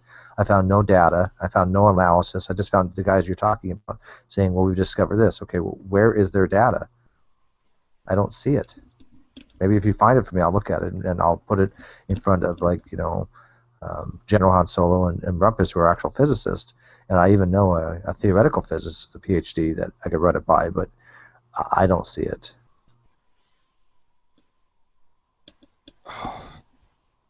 And why would it matter? I mean, what's the benefit of having the electric universe model, which, like I said, has been pretty discredited over the years? You have to admit that. Oh, well, I mean, when one model's getting, literally all of the funding, and the other model isn't getting any funding at all, other than what the people like the guys in, as you say, in the SAPPHIRE project, which are basically funding it out of their own pockets. Here's the thing, though. If a model has predictability and has the ability to explain something, it'll get funding. I think it's not getting funding because it doesn't match those two criteria, perhaps. Well, like I said, I if I could find some more specific data from the tests, I will. Okay, sounds good. I told you I'd look at it. I'll send you the links for it so that you can actually look into it itself. Like I said, I really wish. I still think you got one of the best avatars I've ever seen. I just love that picture. I do. Thank you. Because I have a telescope as well, and that is exactly what it looks like, only bigger. Yours is bigger than what I can see, but I can definitely make out the details. The central of the stars. trapezium. The trapezium. I can't make it out as I see the individual 4 stars of the trapezium, but I can see it. Does that make sense? Well, I don't yeah, have that kind of strong telescope. If you don't have that much magnification and you can't stop down the amount of light that's being generated by those 4 stars in close proximity, of course you're never going to see it, right? It's like looking I don't have into the 4 resolution, headlights Sure. really close together. You can't see, all you see is one big lit blob, right? So Yeah, exactly what it is. But it's what's really notable is though, on a really clear night, those stars they twinkle like diamonds in a telescope. It's so beautiful. yeah. Like I said, if somebody said, you know what, God did all this, and look at the majesty of this, and I think that's a much better just basic argument than saying, well, we're going to formulate a scientific theory and call it intelligent design. That I have an issue with. Well, and again, there's other things with the model. I just had one that I was going to tell you about. They did the one study on what is it? Pulsars. What about And what they noticed was watching numerous pulsar events, and of course, with that, they're thinking it's the spinning lighthouse model. Mhm. Yeah, they think it's a spinning neutron star with a very high rotational velocity. Yeah, exactly. Yeah. And they were, like I said, I'm really not feeling good. So. Well, no worries, man. But I agree with Hawkeye. We could have a hangout on this kind of stuff. I love cosmology. It's actually one of my passions. I wanted to be an astronomer when I was growing up. Like I said, I wish I could give you the name of the particular one. They've been studying it for quite a number of years now, and what they noticed was the pulse rate of it changed over a considerable period of time. Yeah, there's variable pulsars. Yeah, but long-term, okay, so variable pulsars. if it's the spinning lighthouse model, when you're watching it and it goes from like a speed of what would be, say, 4,000 RPM to well over 12,000 RPM, how do you get a neutron star to speed up? Conservation of angular momentum. But that wouldn't ejected something. That wouldn't allow it to speed up. Well, conservation of angular momentum would speed up, but the problem we run into is twofold. One, we might have different modeling. Okay, we've never actually directly been able to put a pulsar in a jar and kind of check it out, right? I mean, these are models based upon just data. But the other thing is that if a pulsar is a neutron star, ever heard of called a neutron quake or star quake? Yes, I've heard of that. Like I said, I still have problems with the neutron star model to begin with, simply because of the decay condition of neutrons, right? Well, they don't decay those conditions. It's called neutron degenerative pressure. Basically what happens is the atoms themselves are squished together so much that the electrons go away for all practical purposes. They just disappear, and you have what's left, neutrons. It overcomes what's called electron degenerative pressure. So like you have a white dwarf, right? Those things are held up together literally because of the fact that the electrons are repulsing each other. Okay, so that's the electron degenerative pressures. But if it becomes more heavier than that, it can actually basically decay those electrons. Okay, and you have left just neutrons, and so you have a makeup called neutronium. And these starquakes, that even if you have a millimeter change, just a shifting, it's like a gamma ray burst of energy. So I don't know how it would release so much energy to cause a conservation of angular momentum, but I haven't looked into it that way much. But I'm sorry, go ahead, Hawkeye. I don't know why we're talking. Yeah, I didn't mean to take over the hangout here. I just No, love this topic, and I don't get a chance to talk about it often. No, you good, Steve. You can go ahead and say what you want to say out there. Yeah, I like that Antonio opened the door for that too, and he says, "Well, we're hanging, so let's hang. Let's talk about this stuff." And I like that he's just like, "Do we always have to talk about?" I think what Antonio was. Do we always have to talk about evolution? There's so many interesting topics. I guess I wanted to say. I was just mentioning the side chat. I should head off to bed soon. So, but I kind of want to say this is a nice, calm opportunity for people of differing views on biology to talk about it.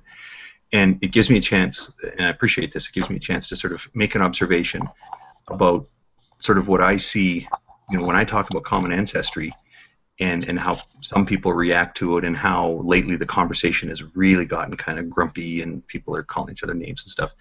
I want to kind of paint an illustration of what it looks like to me when somebody tells me that they don't believe dogs and cats have a common ancestor, or they don't believe that humans and the other apes have a common ancestor. And it's going to be a totally completely different analogy. It's not going to be related to biology, but like I live downhill from a Volkswagen dealership, and one day if somebody comes to my door and knocks the door and says, "Hey, come look at this. Come look in your garage." My garage door is open, and parked in my garage is a brand new Volkswagen. And I look at it, and the person says to me, "How do you think that got there? Do you think that got there by itself? Like, surely there's an intelligence behind that Volkswagen coming down from the dealership and being parked neatly in your garage without smashing through anything. Like, clearly there's an intelligence that made that happen." And I look and I go, "Yeah, that kind of seems like the most likely explanation. I sort of see where you're coming from." But then somebody else comes up and goes, No. It's totally possible that just happened by accident, that the Volkswagen just rolled down the hill, and then as it went up your driveway, it slowed down just enough so it came to a perfect stop in your driveway, or in your garage." I would think of the second person. I'd kind of go like, "Really? You actually believe that?" Like, I suppose it's logically possible, but I would need to see some other evidence to come to believe that that's the mechanism, that or the means by which this car ended up in my garage. I'm sort of more inclined to go with what the first guy's saying. But then the first guy says to me, he says, "Yeah, look at your garage, man. Right now, there are 17 tractor-trailer rigs in your garage, all parked side by side. And on top of it, there's a 747 jumbo jet right there in your garage. And you think that happened by accident?" I'm going to go, "Well, no, wait a second. I'm not looking at 17 tractor-trailer trucks or a 747. Like, I don't even know what you're looking at this point." Your Canadian accent was coming through on that. It was quite funny. Which word? Which was it? We call it garage. Garage. Oh yeah, garage. Garage. Garage. Yeah. Carport. Some people say carport. If I want to sound fancy. But you see what I mean? It's like when I hear somebody who has faith tell me that this couldn't have happened by accident, I get that. I get where that comes from. But then when they tell me, "Well, look, there was this worldwide flood, and there was the separate creation of humans and chimpanzees and gorillas and whatnot, and don't look at chromosome 2, because that's not evidence of anything. That's something's wrong with that." And when they, if you look at the world as it is and where the evidence leads you, common ancestry is just a thing. That's just what happened.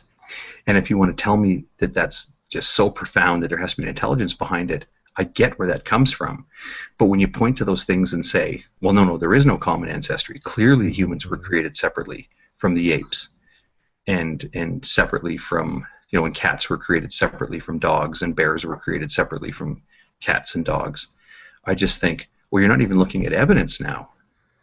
And I find it harder to see where that person's coming from when they're arguing to me that the world as it is, but they're arguing about a way that the world actually isn't, must have a divine creator, and I'm somehow on the wrong path by not following that creator's plan for me, as described to me by that believer.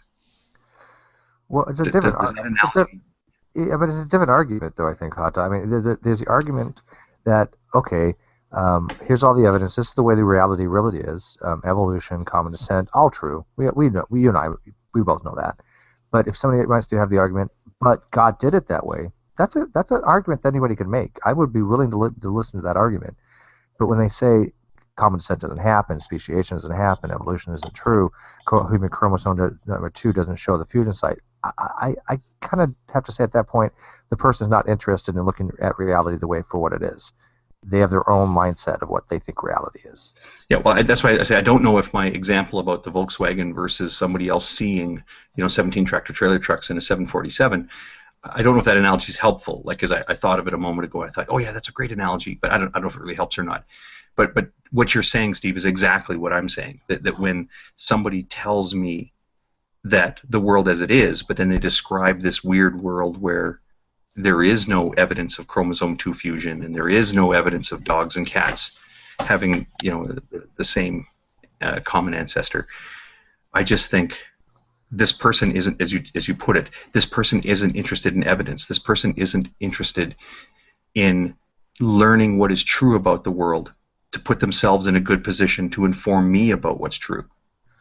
And that's why when a person like that tells me, if somebody ever tells me, like, look, there's 17 tractor trailers in your garage, there's the earth is a flat dish, and cats and dogs were created separately, and humans and chimpanzees were created separately, and there was a great flood, and by the way, there is also a realm called heaven and a realm called hell, and the choices you've made in your life so far would put you on a path to hell, but there is a path to salvation, and that is to repent your sins, turn to Christ.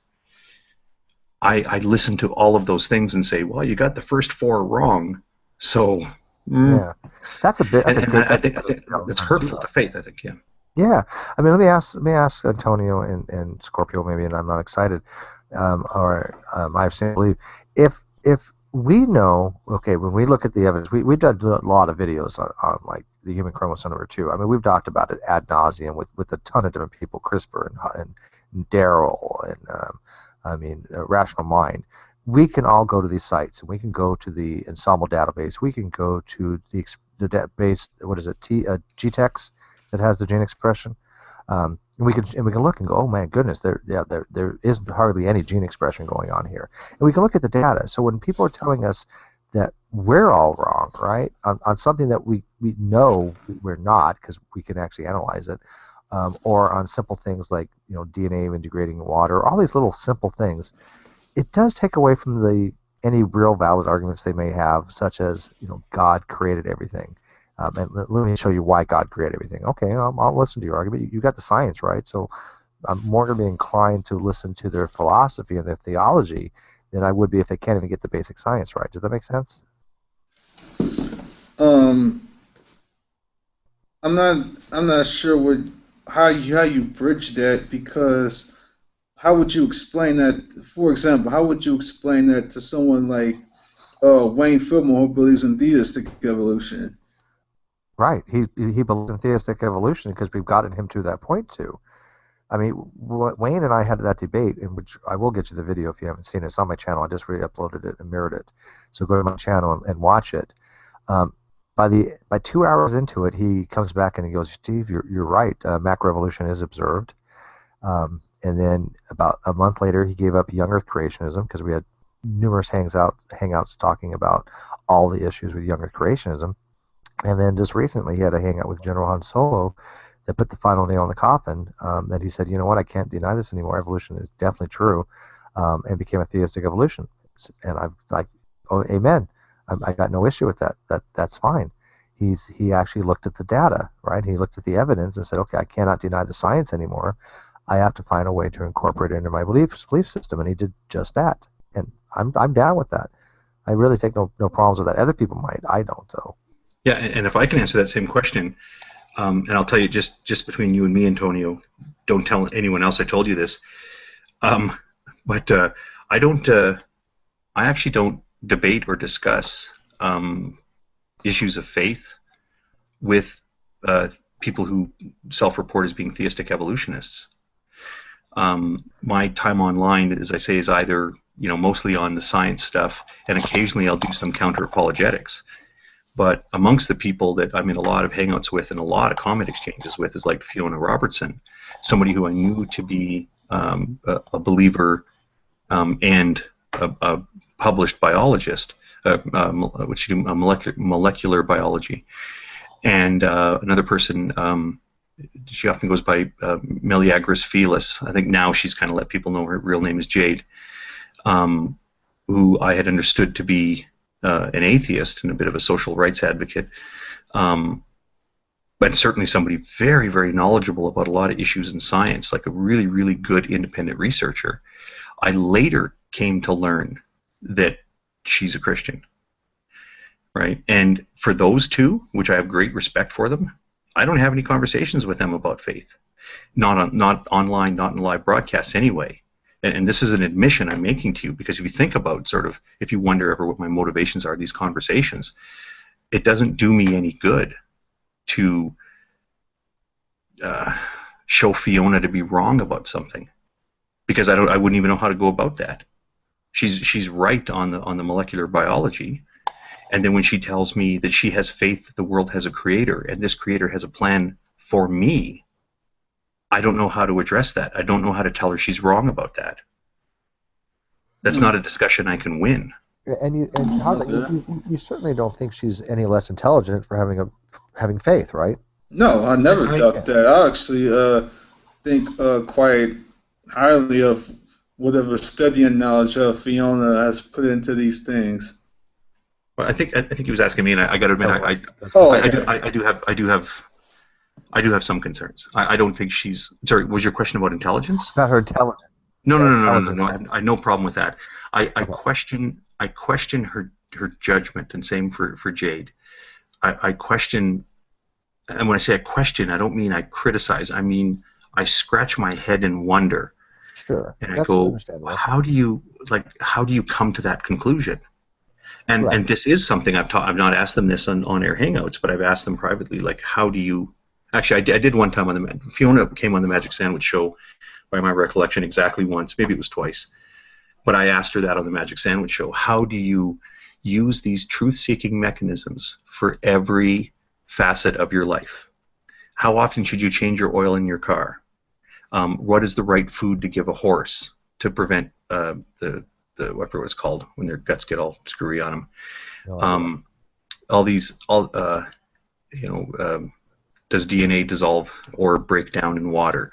You apply this very effective toolbox of truth-seeking strategies in every facet of your life, except on this issue of having a personal relationship with Jesus or having eternal life. So why do you do that? I asked her about that on the show, and she said, I really don't apply those skills. That's a totally different thing. That's a matter of faith. I'm not claiming that you should believe it because I'm not giving you evidence for it. This is just my faith. And then I stopped. Well, then DPR Jones stepped in, and he really hammered her a lot more on the topic. But everybody saw what happened. I asked her the question, which I thought was a good question, and when she told me, oh, no, I'm not saying that it's something that is like evidently the truth and something you're dumb for believing, it is my faith. As soon as she used the word, it is my faith, I was done. I had no follow-up questions.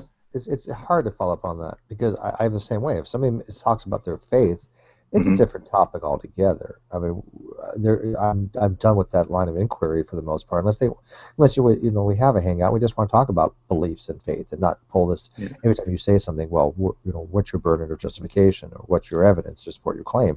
You can't do that in a conversation when you're talking about faith-based things. It just doesn't make sense.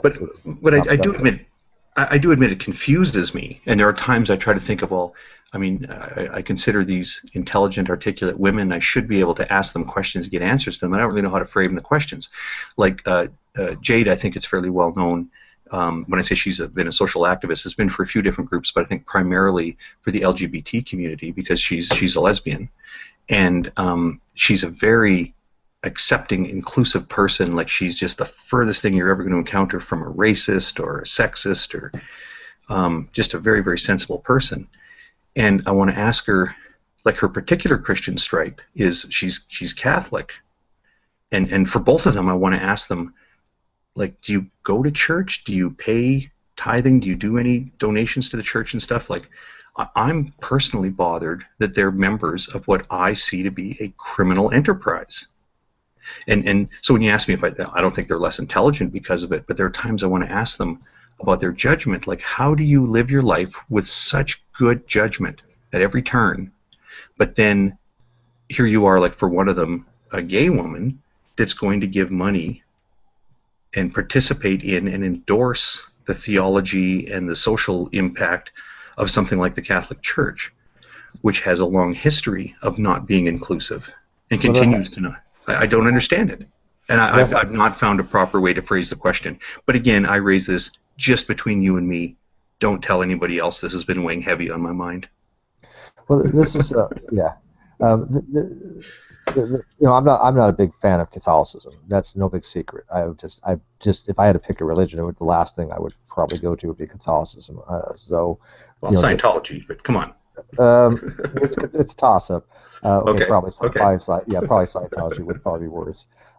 But I think when it boils down to it, when they start using subjectivity and their own personal experience, that's when it matters of faith. I have my own personal subjectivity. That's probably one of the reasons why I'm still an agnostic and not an atheist. I mean, I have my own personal experiences. I think everybody does, and we all have to, evaluate them accordingly. And I don't think I have poor skills. I don't think I have a poor rational, mindset. I don't think I'm dumb by any stretch of the imagination.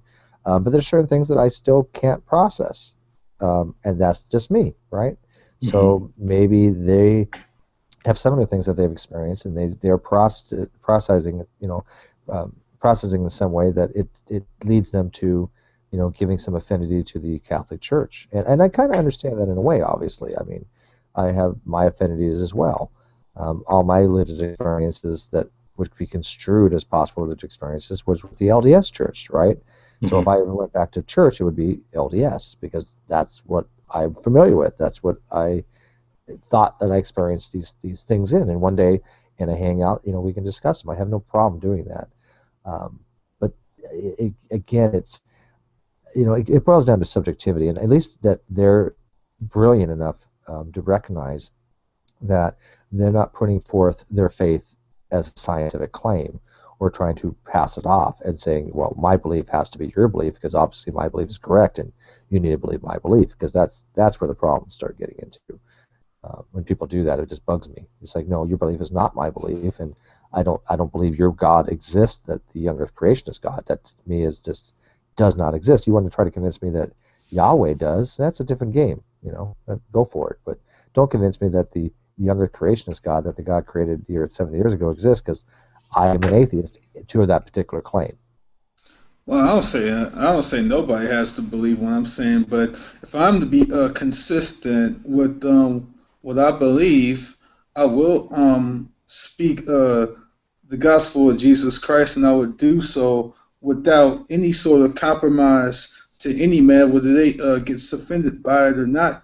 Because if there is sort of a thing, and this is not just some guilt trip as what's often claimed by a lot of, I'm not saying you guys are doing this, but as what it's a lot claimed by a lot of agnostics or atheists, it's not merely some guilt trip thing.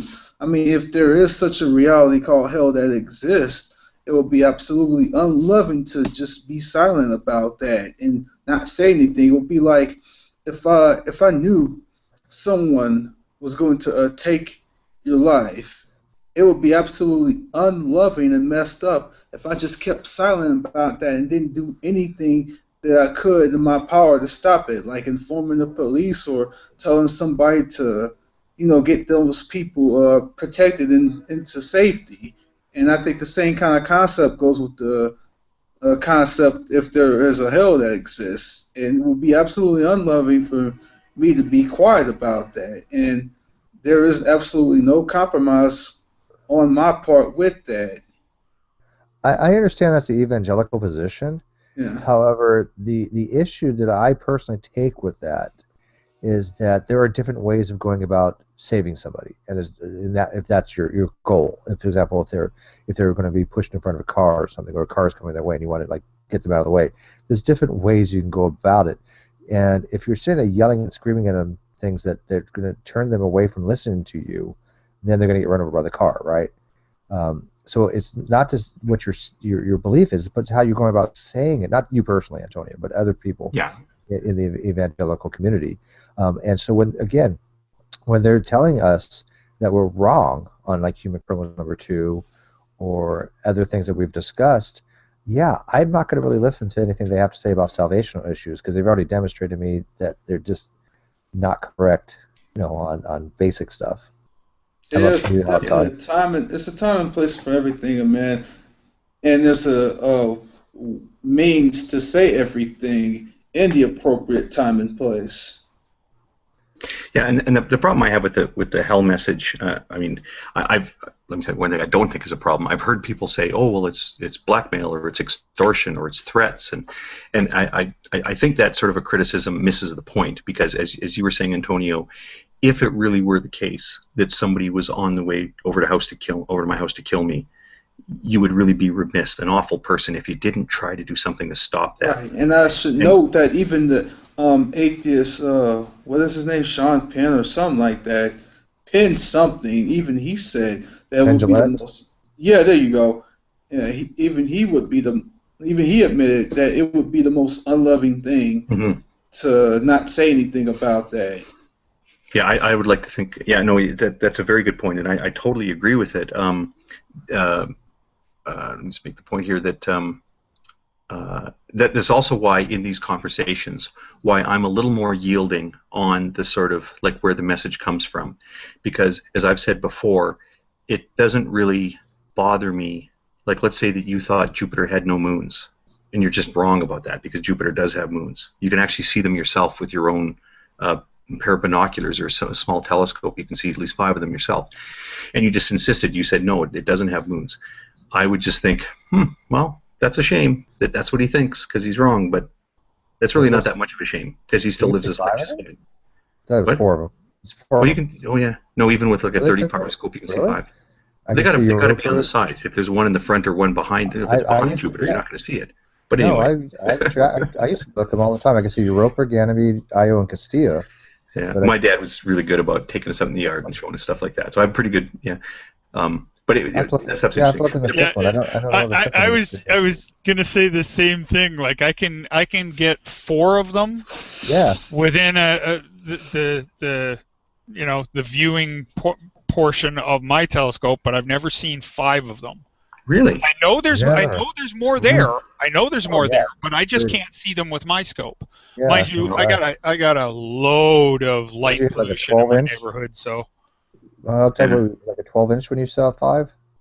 No, this is tiny. This is just like a basic 30 power, 32 power scope. Oh, no way. Not even with all that big of an aperture.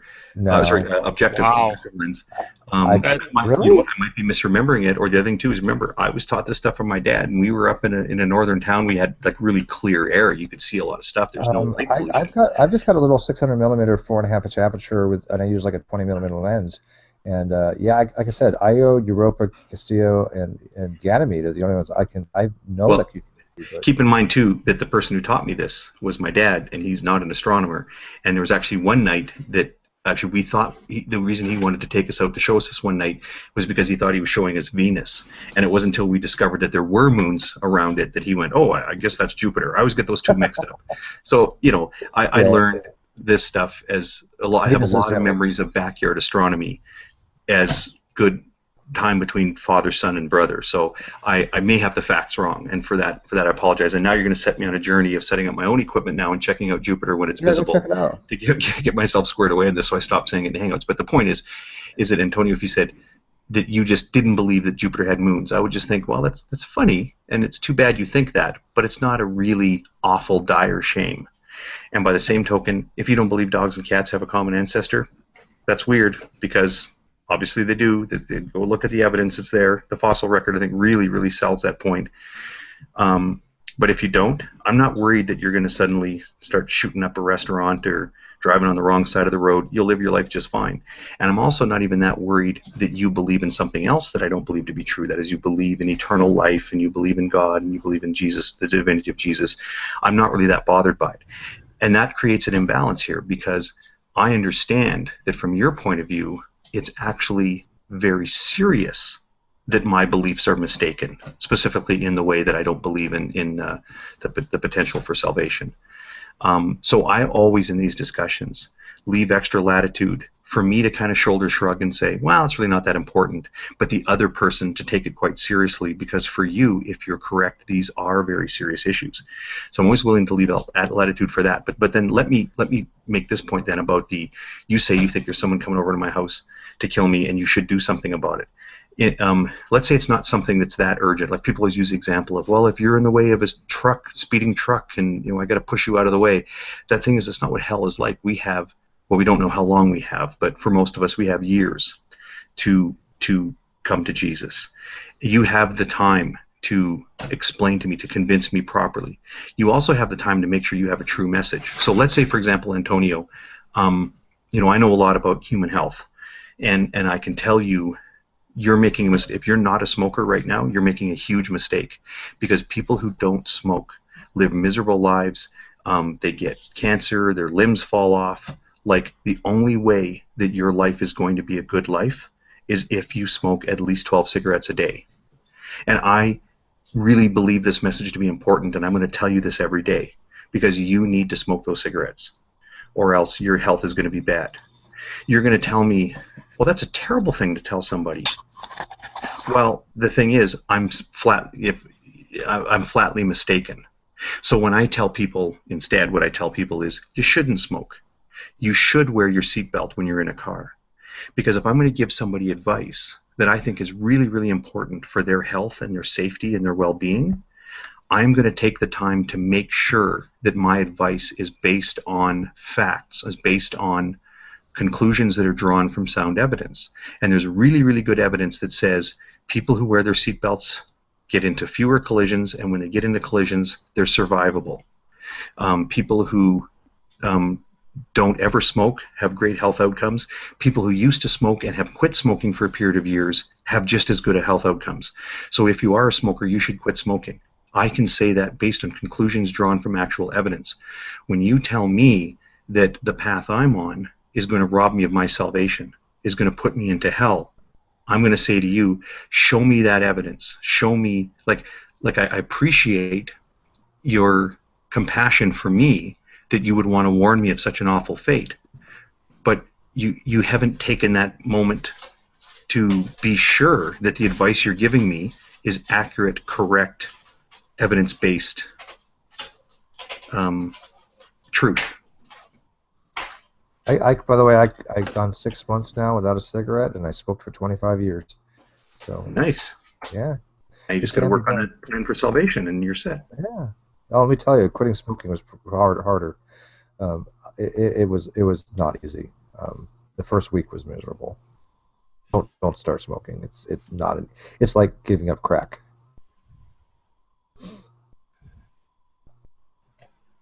So on that, I do actually have to head off to bed. But I said a bunch of things to Antonio there. I think probably the most contentious of which is my claim that when you warn me about hell, it's my position that you actually haven't taken the steps to know that hell is a real thing and something I really should worry about, in the same way that lung cancer is a real thing. And I think you would disagree with that, Antonio, and I'll certainly give you a chance to do that before just sort of saying it and then leaving your hangout. but I do have to get up to bed shortly. Yeah, I'm actually about to just end this hangout anyway, but I'm just gonna end it with this. I know you have all heard the gospel before, but I'm saying it again. I do think the evidence is compelling that he bore the iniquities of mankind, and that he was hung on that cross for something that he didn't even do, all sorts of things he didn't do. And I think the evidence is compelling that he did all that and rose from the dead. And I just, when I look at that, I just cannot turn my back on that whatsoever. And I mean, it's unfortunate that you have Christians out there that have reduced it just to a matter of faith, but I don't think that's true at all. I think they have the wrong definition what faith is. We can talk about that another time. But I do truly believe that if you ask Jesus Christ into your life with an open mind and open heart, He will reveal Himself to you. I do truly believe that.